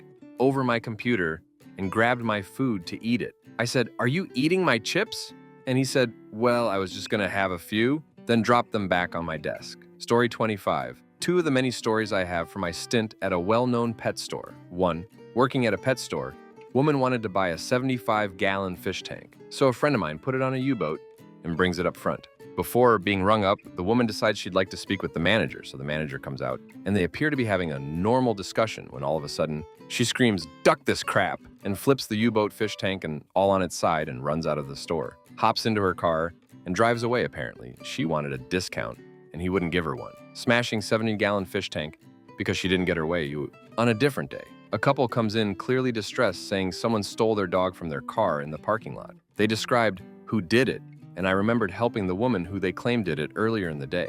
As they're in the manager's office looking at the security footage, they'd been in the office for like 40 minutes. I see the woman come into the store and go to the register. Turns out she is trying to return the stolen dog's collar. It was new. So I page the cashier and tell them to stall the woman, and I go alert the managers that she's in the store again. While the manager is talking to the dog napper, the boyfriend comes out and starts screaming at the woman. A huge argument ensues, prompting us to call the police, and the woman attempts to run to her car. As she's running, the guy speeds ahead of her and rips the license plate off her car and starts chasing her back into the store, where he hits her in the face with it, causing her to bleed. All of which we got on the security cameras and watched repeatedly for the next week. This was a whole lot of crazy that no one wanted to get physically involved in. It was only women working that day, including the manager. So after the woman was the couple, and the woman both skedaddled to avoid the cops who had been called. I know the cops found them later on that day, but I don't know what happened with that. Story 26. I was working as a cashier at a supermarket as a part-time to help pay for college. I was starting at 6 p.m. and was waiting for my colleague to swap with him when he sees a clearly homeless and drunk man heading to our line. He proceeds to tell me he's just going to the bathroom, obviously not to deal with it, and to take his place sooner. I do so, unknowing what was about to happen. The man intends to buy some sort of liquor I don't recall, a lighter and a car oil bottle. He then gives me 50 cents to buy it all, I trying to be polite. Explain calmly the price, and he goes ape crap. After some minutes, he removes the lighter and still wants to buy the car oil and the liquor, and I, a bit scared, try to say again that he needs more money. Again, he goes crazy, leaving the liquor and running off with the car oil. Later on, my boss told me that he was caught several times drinking car oil in the aisle. That's my most awkward moment with a costumer. Story 27. I used to work as a server in a dive bar/restaurant. To preface this, the place was located downtown in an urban area near law firms, restaurants, and next to a college. So there was a good mix of different customers. One night, a businesswoman regular comes in and sits down at the bar during happy hour. She was probably in her 40s or 50s, and I guess reasonably attractive for her age. After a few drinks, another regular who was a manager at a local restaurant comes in and sits down at the bar as well. He was also 40 or 50, tall, and had a shaved head. The bartender who is serving them knows them both since they are regulars and introduces them. They strike up a conversation, and as the night proceeds, the regulars hit it off and are getting more and more drunk. The bartender seems quite pleased with his abilities as a matchmaker, as at this point, it seemed like the regulars were headed on a path to drunken sexy time. Later on in the evening, 2 college-aged girls came in and sit next to the regulars. The guy regulars, attention switched in an instant from the businesswoman regular to the college girls. The college girls, of course, proceeded to do the college routine of shots and getting plastered. The guy regulars buying them drinks and obviously hitting on them. Meanwhile, the businesswoman regular is just staring straight ahead, sipping her drink slowly. The college girls, after a few drinks, decided to dance on the bar, as college girls are wont to do. After a bit of dancing, they get down from the bar, and the college girl nearest the guy regular is standing there for a second. All of a sudden, out of nowhere, the businesswoman regular cold cocks the college girl. She falls over onto a table, knocking it over and spilling drinks everywhere. The lady regular stares down at her, says Karen, turns, and before anyone can react, walks out the door, never to be seen again in that bar. Edited for spelling, grammar, extra. Story 28. I worked at a bookstore in Toronto. A homeless guy came in, sat on a stack of books, and proceeded to take a crap. Diarrhea seeped down his pant legs onto the floor. Story 29. A half hobo walked up to the supermarket I worked at. Cashier's a guy, wait what? But anyways, we have those signs out front, stating any deals for stuff and whatnot. So the guy walks up to the store, drop kicks the freaking sign, starts laughing like an evil villain, and walks into the store about to buy a tray of beer. 24X, those half-liter cans. What the duck? Another story, there were these 2 women. They were really drunk and wanted to buy a tray of beer each. Now we have these plastic bags, but they can barely fit a tray of beer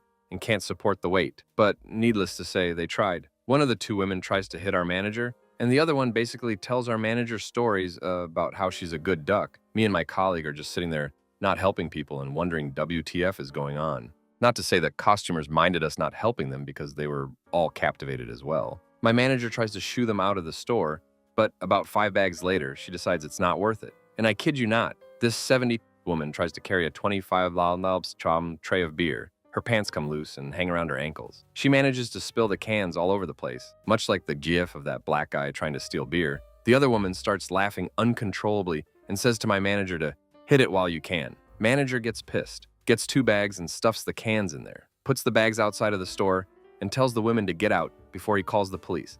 They start cussing him out while the woman is still trying to put on her pants and fails. Finally, she just holds the pants up with her hands, and outside tries to hold up her pants and carry the bags. Needless to say, that failed horribly. Most what the duck moments in one day for sure. Story 30. Had been working at drive-through pharmacy at Walmart for only 1 week when this crazy Karen pulled up. Stereotypical Medicaid customer for that area. Collects disability for being depressed, bipolar, and having back pain, and has about 6 little kids and or stepkids crammed into her car, all on ADHD and other behavior problem meds. Given the setup of the Medicare in our state, they wouldn't get their renewals until the day before the meds expired, which meant when she came through, she'd and all the kids been off the meds for a few days. Handed me her insurance card and demanded it back before I could finish typing the info into the computer. I was new, so I was kind of slow, and it was a busy time of day, so no one was free to help me. She was so intimidating that I figured I would just give the card back to her and get the information later when she came back to get the meds. Big mistake. She returns for the meds, and I asked for the card again.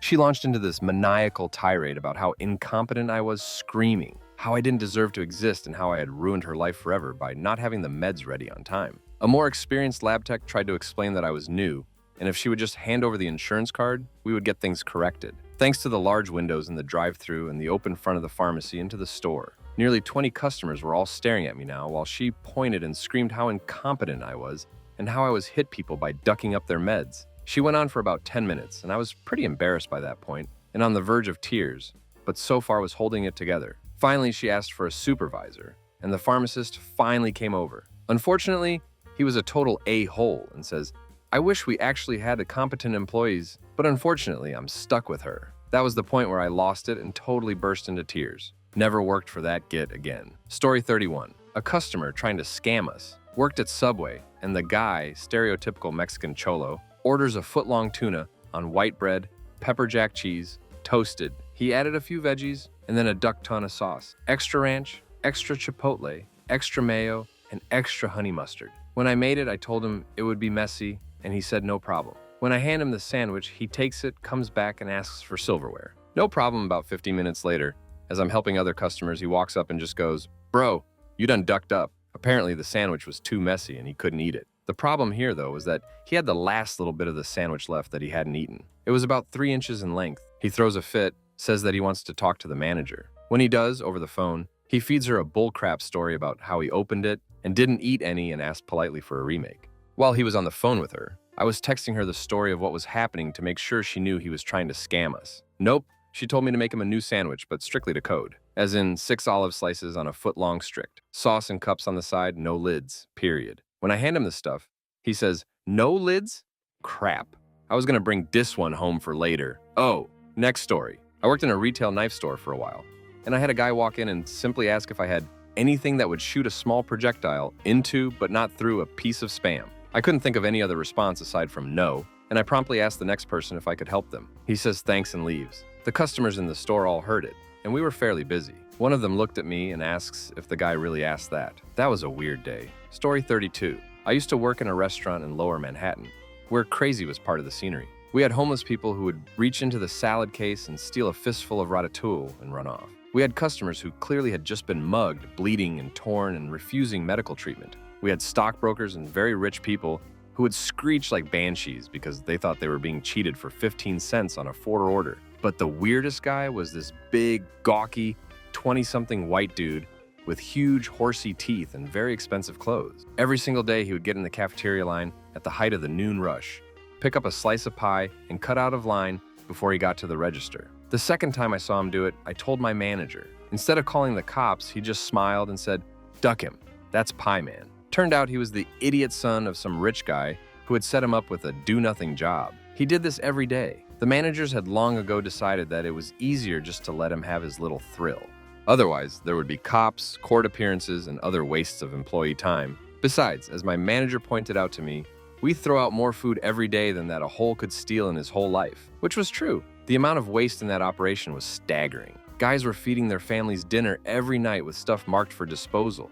Pie Man. I always wonder whatever became of him. Hopefully something bad. Story 33. Yesterday at work in HMV, I was on my way down the escalators. Coming up were two men. One was dressing in a suit, looked quite smart and typically handsome. The other was a large, bald young guy in a stained white t-shirt and glasses like milk bottle bottoms. The smart-looking guy in front took no notice of the man behind, who was standing strangely close. I saw the second man getting slowly closer and closer to him until his lips were basically to the back of the man's head. Out slid the man's tongue, creeping closer and closer until he was moments away from straight up licking the back of this guy's head. This is the moment where our eyes met. I looked at him, he looked at me, I looked confused, and he looked guilty. He calmly put his tongue away, moved slowly back from the man, and stood there, looking sheepish until he was at the top. I wish he hadn't caught my eye. I wanted to see the man's reaction to having the back of his head unexpectedly licked whilst on an escalator. Story 34. Didn't work there, but saw it while at a Burger King. This guy, a friend of his, and a 12-year-old looking kid who I guessed to be his little brother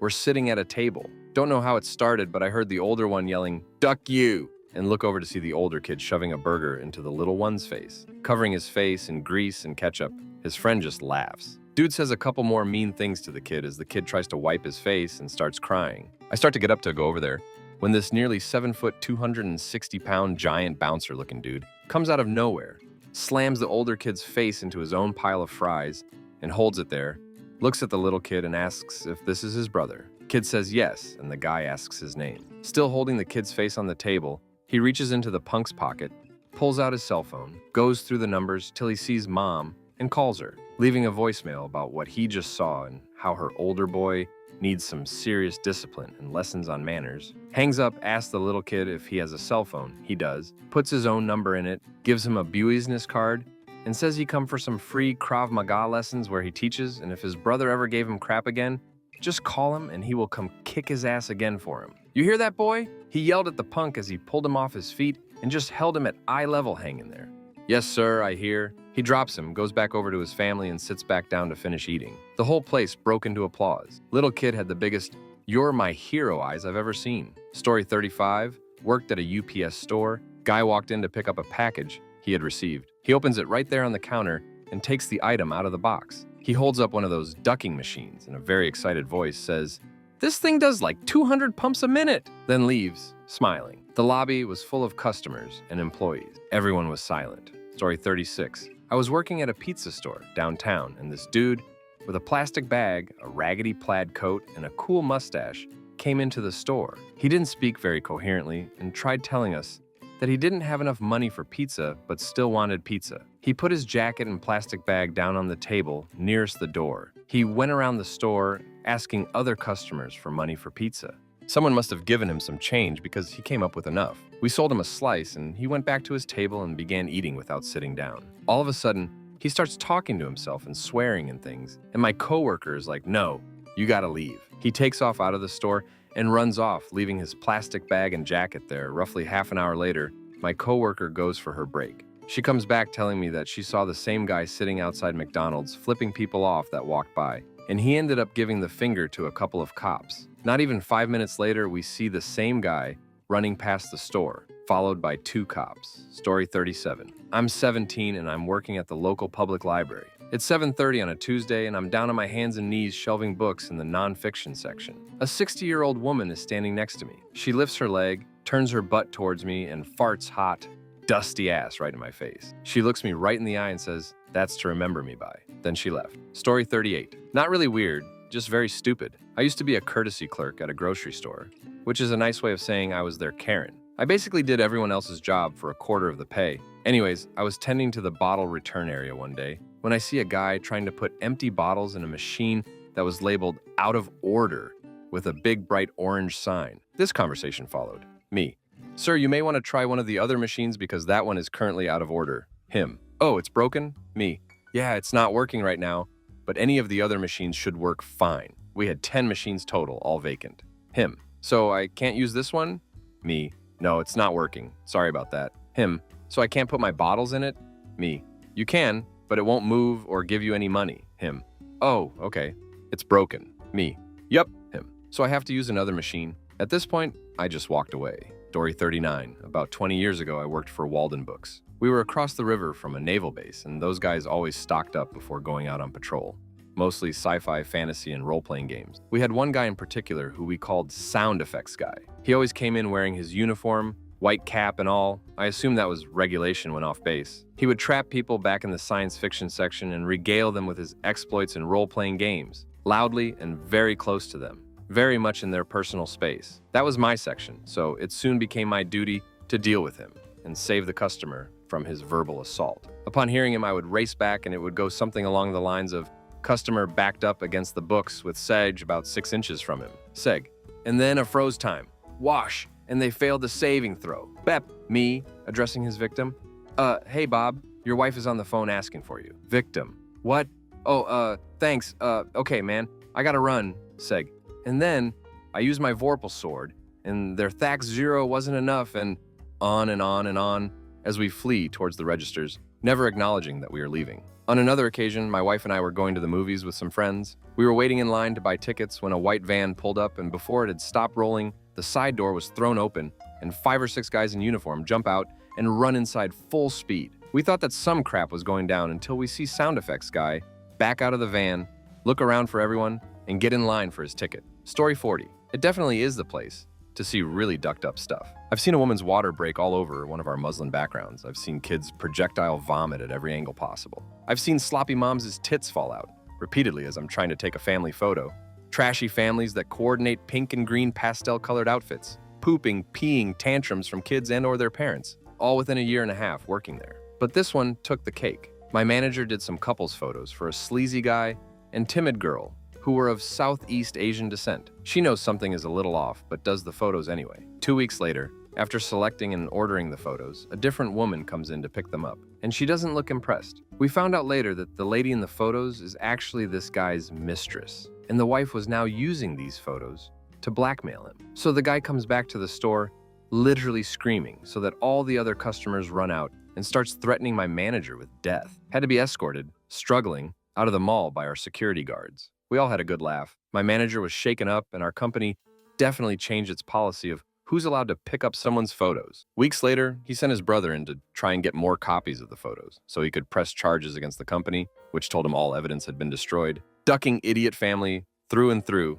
Story 41. I've got 2 I can contribute. While working in a small mom-and-pop computer store doing repairs, we had this one super weirdo guy who brought his PC in for repair, and it was completed coated on the inside in talcum powder. So we don some glove and vacuum it out and fire it up. And there's the desktop wallpaper that was of the same guy in some sort of bodybuilding pose. He was not a bodybuilder, coated in the talcum powder posing in front of his webcam. The second one is from a friend of mine who was a manager at Bloomingdale's in a mall. One day, a petite Asian woman came up to her cash register to buy a few items. My friend noticed that the lady stank, but said nothing and just rang her up so she'd leave. As she walks around the counter, she sees what turns out to be crap stains all over the floor where the woman was standing. She calls for maintenance, sucks to be them, and writes it up. A bit later, they find piles of crap behind some clothing racks, and then one of the dressing rooms is smeared in crap. Upon review of the security footage, the lady did indeed come in, drop her shorts behind a clothing rack, and take a massive on the floor. She then went into the changing room and did it again,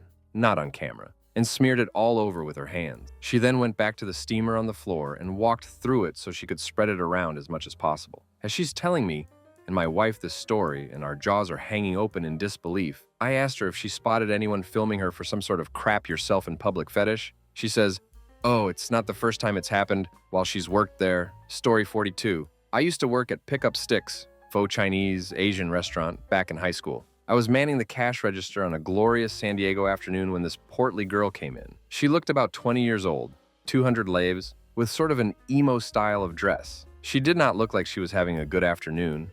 Her eyes were watery, she had a perma-frown on her face, and she was wearing the most clothing possible. I'm talking black jeans, black long-sleeve shirt, black sweatshirt, and a beanie. Anyways, I ask, "Hey, what can I get for you?" And she replies, "Orange chicken," and throws a 20 on the counter and rushes around the corner to the bathroom. I shrug, ring her up, and leave her change next to the cash register. About 45 minutes go by, and her orange chicken has been sitting out for about 25 minutes already. She hasn't left the bathroom.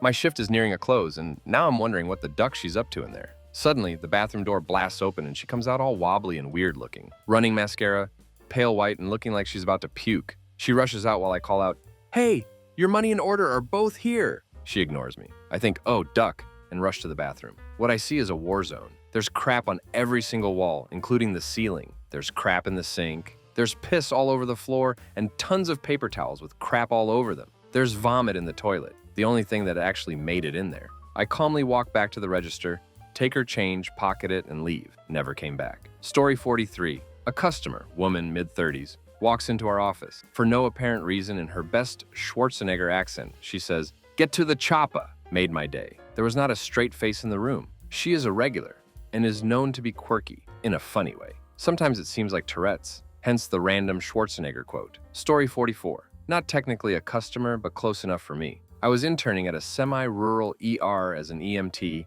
and 3 women came in, grandma, mom, and daughter. The mom was the patient, and the daughter was probably 8. The ER wasn't busy at all, so I was just standing around when the girls started shyly fooling around, looking out at me from their room, and then when I looked, she'd pop in, stuff like that. Since I was bored, I played along, just messing around. Then the grandma called me over and told me she, the girl, would take really good care of me. They were teaching her to cook and clean and everything. I don't know what the hell was going on, but it really creeped me out. Story 45. During one of the Bike Across America treks, we had a biker stop into our delicatessen. We don't have tables or public restrooms. The woman inquired as to our public restrooms, and when we told her we had none, she proceeded to come back to the kitchen area of the deli, where customers aren't allowed, grab some paper towels, wet them in the hand-washing sink, and start giving herself a wipe down, complete with crotch and ass action, right there in what's supposed to be a sanitary area. Not sure if that falls into crazy or just plain rude, but it was gross at the very least. Story 46. The first is a little gross, the second is more gross. You were warned. These all happened on different nights at the pizza place where I used to work. One, I was standing at my station, cleaning and prepping so that I could get some pizzas ready to restock the buffet. A group of 3 children walked past me, probably 8 or 9 years old each. One says to the others loudly enough that I could hear, "I just peed a bucket." The others are in awe of him. This was strange to hear, but I disregarded it. About 5 minutes later, my boss runs to the pizza line and demands someone start cleaning and sanitizing the ball pit. Someone had pissed in it too. I didn't see it happen, but I was on dishes that night, and a manager came and asked me and the other dish guy, "Poo or puke?" And choose quickly. That was all the context I got. We Rochambeau'd, and I got puke. Turns out some kid had puked 3 feet from the front door of the building, and another had taken a gigantic crap on the floor of the playroom. I had to haul buckets of water to wash away the puke, but the astonishing part of the mess was that there were 2 unbitten, unchewed, pristine slices of pizza in the puke. I'm 9% sure the kid had swallowed them whole. Story 47. When I worked at an electronics store, a mother, father, and son were in buying video games. They were totally normal looking, except the mother had a mustache. Like she was dressed like a woman, had a woman's haircut, talked like a woman. The father and son didn't seem to notice, but this was a definite mustache. She had trimmed this crap. This is definitely how she wanted to look. It was confusing, but I also admired her. Karen, I don't care what anyone says. I look good in a mustache. Story 48. I used to work as an apprentice body piercer. I have a couple good ones, but it seems y'all like that nasty, so here it is. This woman comes in to get a VCH. This woman was rather thick, a bit on the fat side, if you will. So we get everything prepped and my boss is about to mark it and line it up. Except he can't get in because they flap together every time. He tries to pull them apart. Eventually, he has to ask, "Ma'am, can you hold it open?" So she does. And finally, we're just about to line it up and all of a sudden, hot lava. The woman starts menstruating in our chair while my boss is face to face with the beast. He skillfully and swiftly does the piercing and finishes up. Story 49. I worked at a truck stop once as maintenance. First bathroom check. Guy was washing his hands. About a half hour or more later, I went back in. He was still washing his hands. Story 50. These stories are from a friend of mine who worked at a UPS store, which he aptly named the Retard Magnet. A gangster white guy shows up wanting to ship 4 car rims with the tires on them. Obviously, these are heavy as hell and quite expensive to ship. After being quoted a large price by my friend, he freaks out. He calls the guy he's shipping the tires to and asks what he should do. Suddenly, an epiphany. "Yo, that's a damn good idea, dog. Crap. Let me call you back after this," he says to my friend, quite pleased with himself. "Yo, these tires are 35 pounds per square inch. I'ma let all the air out of them, and they're gonna be way lighter." My friend takes a few seconds to process this and says, "On what planet?" The guy took some time to understand, but finally didn't end up shipping his tires. A woman shows up with a food saver and asks how much it would be to wing fax to a number in Japan. My friend calmly and politely explains that you can't fax a package, it only works for paper. She becomes upset and says this is ridiculous and that she's done it before. Story 51. As a lifeguard, I've been privy to some pretty ducking weird things. For starters, I've caught people ducking in the pool. Lastly, not the last thing, just the last I want to type, also the most ducked up. I was once in Splashdown, where the kids come into the pool from the slide, and the area is separated from the rest of the pool by a rope.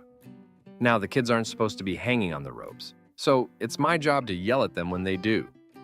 So this seemingly special needs kid starts doing just that. I yell at her, she doesn't get off, I yell at her again, she doesn't do anything.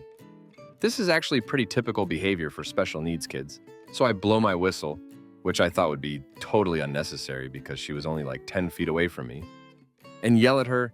She finally sees me and motions for me to come closer.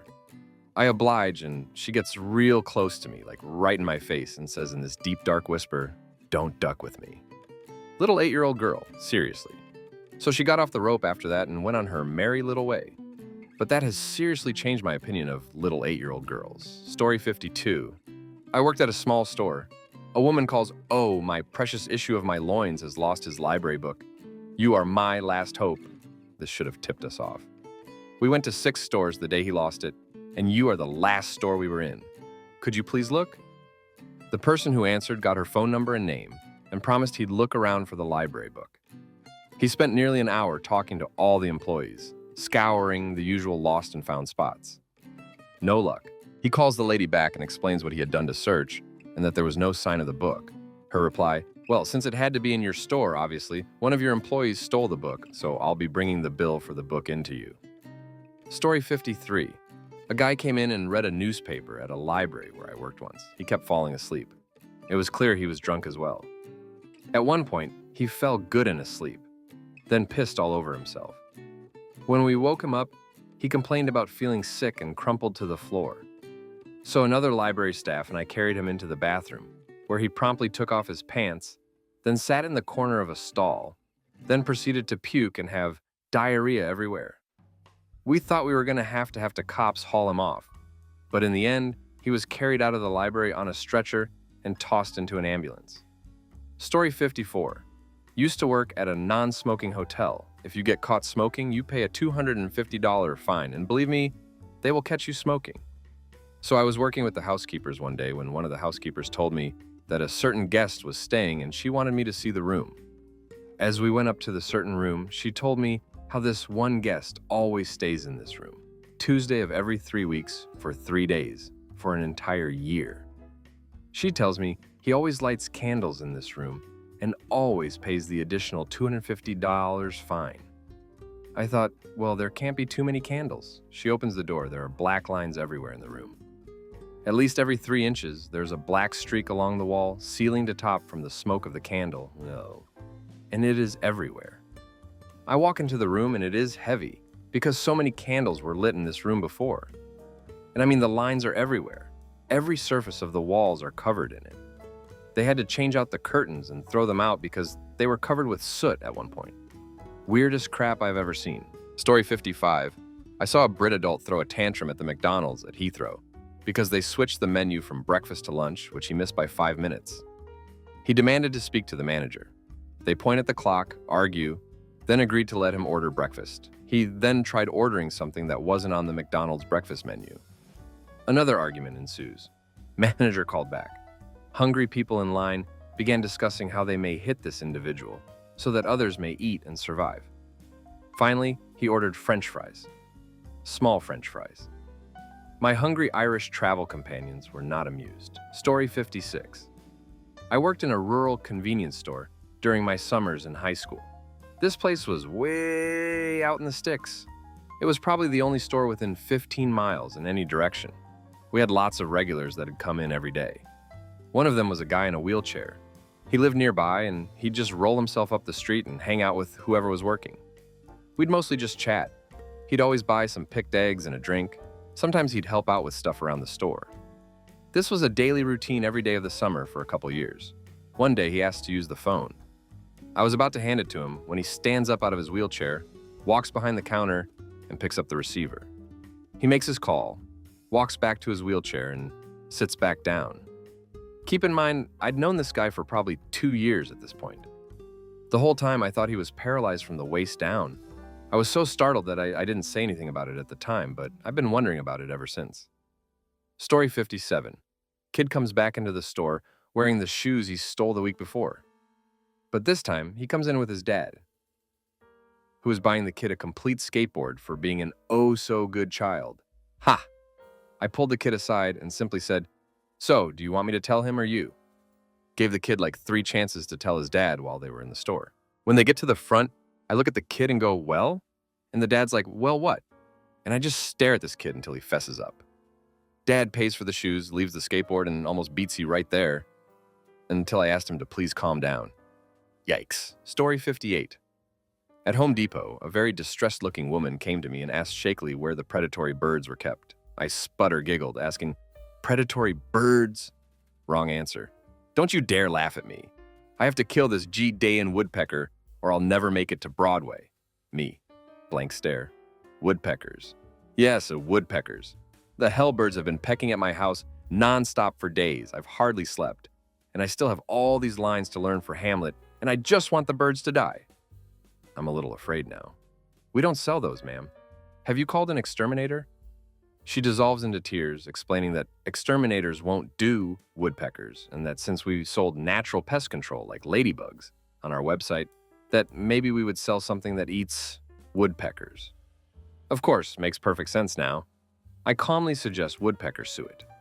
I explain that the birds are after food, and if they have suet, they won't peck her house.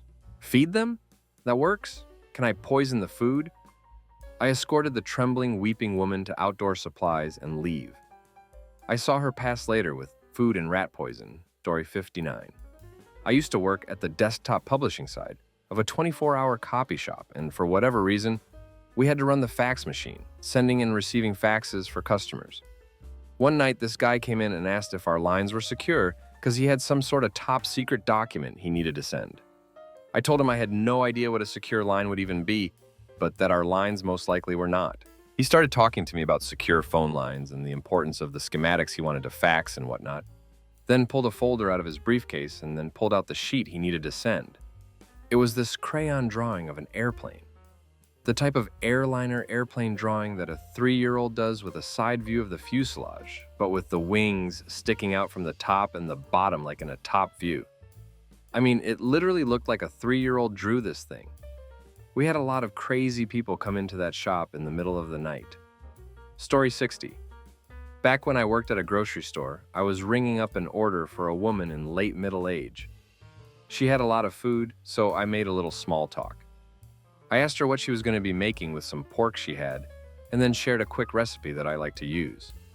She said, "You can cook, eh?" Me, "Yeah, it's fun." Her, dead serious after looking me up and down. "How do you feel about older women?" I fumbled some response about, "I don't think my girlfriend would like that." Her, "She doesn't have to know." And no, she wasn't joking. She was 100% hitting on me. It was creepy. Another story. Guy reported me to my manager for double-checking with him the type of melon he had in his cart. The sticker had fallen off, and we had a ton of melons at that time. He laid into me about how that's not an enlightened question, and you should know all the produce. That's your damn job. My manager came up to me and said, "When the customer's a crazy git, just nod and smile." Story 61. Mine kind of pales in comparison to a lot of these, but here it is anyway. I worked as a student PC support technician on campus at college, working on faculty and staff computers. When I was in one of the smaller departments working on something, one of the older women, 60-ish, stands up and just completely pulls down her pants in the middle of the office. She starts adjusting lady bits in her granny panties. I am in complete shock. I just seize up and have no idea what to do.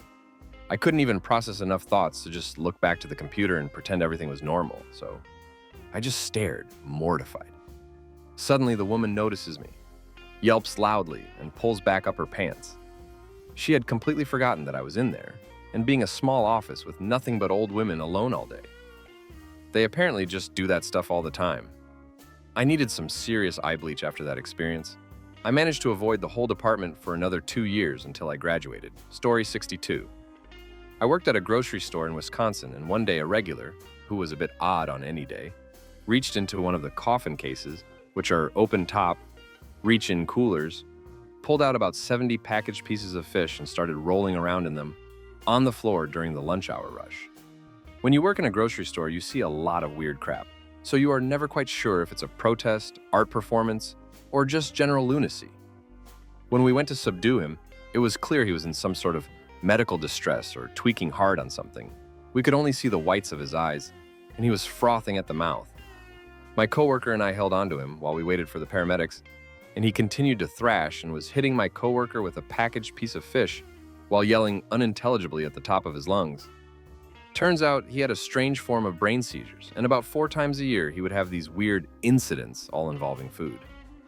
Story 63. When I worked at the downtown library in high school, someone put a lunch bag full of crap into the book return at night on Saturday.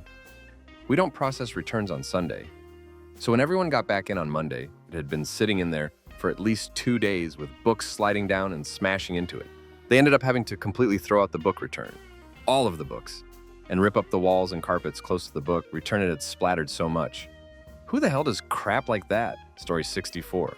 I used to lifeguard at a local YMCA. Lots of crazy people at the pool. One of my favorite crazy events is when a fat middle-aged woman literally attacked an old man, 80-ish, swimming in the same lane. Apparently she had a problem sharing the lane with the man. It's courtesy to split the lane when 2 people are swimming in it, so the whole time she was swimming in the middle of the lane. Of course she would run into the old man. When she did, she accused him of being a pervert, when I clearly saw that she butterflied right into him. The next thing I know, I see the lady outside on the pool deck jump straight into the old man.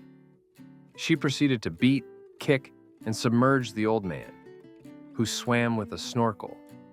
I freaked out, broke up the fight, and the cops were called. She tried to pin the incident on me and the man, but the cops realized she was bat rap and took her instead. I later found out that was my friend's mom. Story 65. I worked at a bookstore in a rather upscale neighborhood for a while. Now, I'm not opposed to rich people in general, but during the day, this neighborhood was mostly populated by the kind of entitled, bored, self-obsessed, middle-aged housewives that would make any intelligent customer service employee cringe in anticipation. They didn't want your help. They wanted you to serve them and do it now, without questioning their whims. The bookstore was located next to a beauty parlor, so it wasn't uncommon for women to come in having just had their nails did and stand at the counter telling me which books I should pull down from the counter and flip through the pages for them to look at. But this took the cake. When it came time to pay, a woman asked me to open her purse for her, find her wallet, go through her wallet to find her credit card, then sign the slip, so she wouldn't have to wreck her pretty new nails. Then, I had to put it all back again, just as I found it. Sadly, this also happened more than once, with more than one woman. Story 66. I used to work in a retail store. Useless to say that we had daily stories about insane clients, but those are the 2 that comes to mind. One, a customer was trying to return a phone that he bought because he says it was broken. However, it was a brand that we didn't sell and that belonged to another company, their home brand. We explained the situation, the customer started screaming at us, and he threw the phone to my colleague. She jumped down and the phone hit the wall behind her.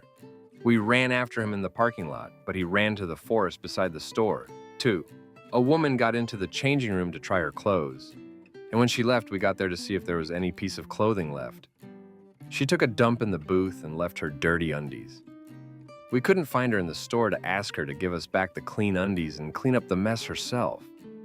As far as we know, she never went to the cash registers. Story 67. I was working an overnight shift at a gas station when a drunk woman came in at about 3 a.m. to buy cigarettes. She couldn't remember the PIN for her debit card, no matter how many times she tried.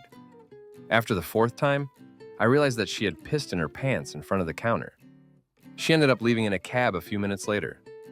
Boy, that cab driver was not happy when he came back to buy paper towel. Story 68. I was negotiating the price for a translation from English to Bulgarian for 3 documents. The customer was trying to haggle, but we were in the process of explaining that our prices aren't negotiable. Suddenly, the man turns towards one of my coworkers, who had taken no part in the conversation whatsoever and was just working on her computer, took her hands in his and told her, You have the most beautiful nails. Story 69. I worked as a cashier at a sketchy downtown Safeway in high school. On one pretty normal weeknight, it was about 15 minutes to close, and I only had 2 people left at my till. One was a normal guy, just picking some last-minute things up. And the guy behind him had his head resting on the carousel type thing with just a Powerade and a $10 bill in front of him. When it was his turn, I asked him how his night was going, and as he looked up at me, his entire face, from the nose down and most of his chest, was covered in blood. In shock, I asked him if he had had a nosebleed. He sort of half smiled and said, "Yeah, I had a nosebleed, yeah." Not knowing what to do, I offered him a tissue. He took one, half-heartedly wiped his face, and put the tissue in his pocket. I rang his Powerade through, gave him his change, and off he went. I can only hope blood was his. Story 70, here goes. My old roommate used to work at an adult store. One day a guy came in trying to return the world's smallest blow-up doll, a 10-inch dollar worth $14.99. As with most adult stores, I hope, they have a strict no returns policy, and my roommate informed him of this. Well, the guy starts freaking out about how he hid his junk on it, and now has to go to the hospital. He was wearing tan khakis, so I doubt it was that bad. She told him that she was sorry, and if he had a problem with it, he should write to the manufacturer. He then threatens to sue, and is starting to make a scene. The manager comes up, points out all the no returns signs, and asks him if he used lube. This pisses the guy off even more, and starts in with the suing talk. The manager finally kicked him out.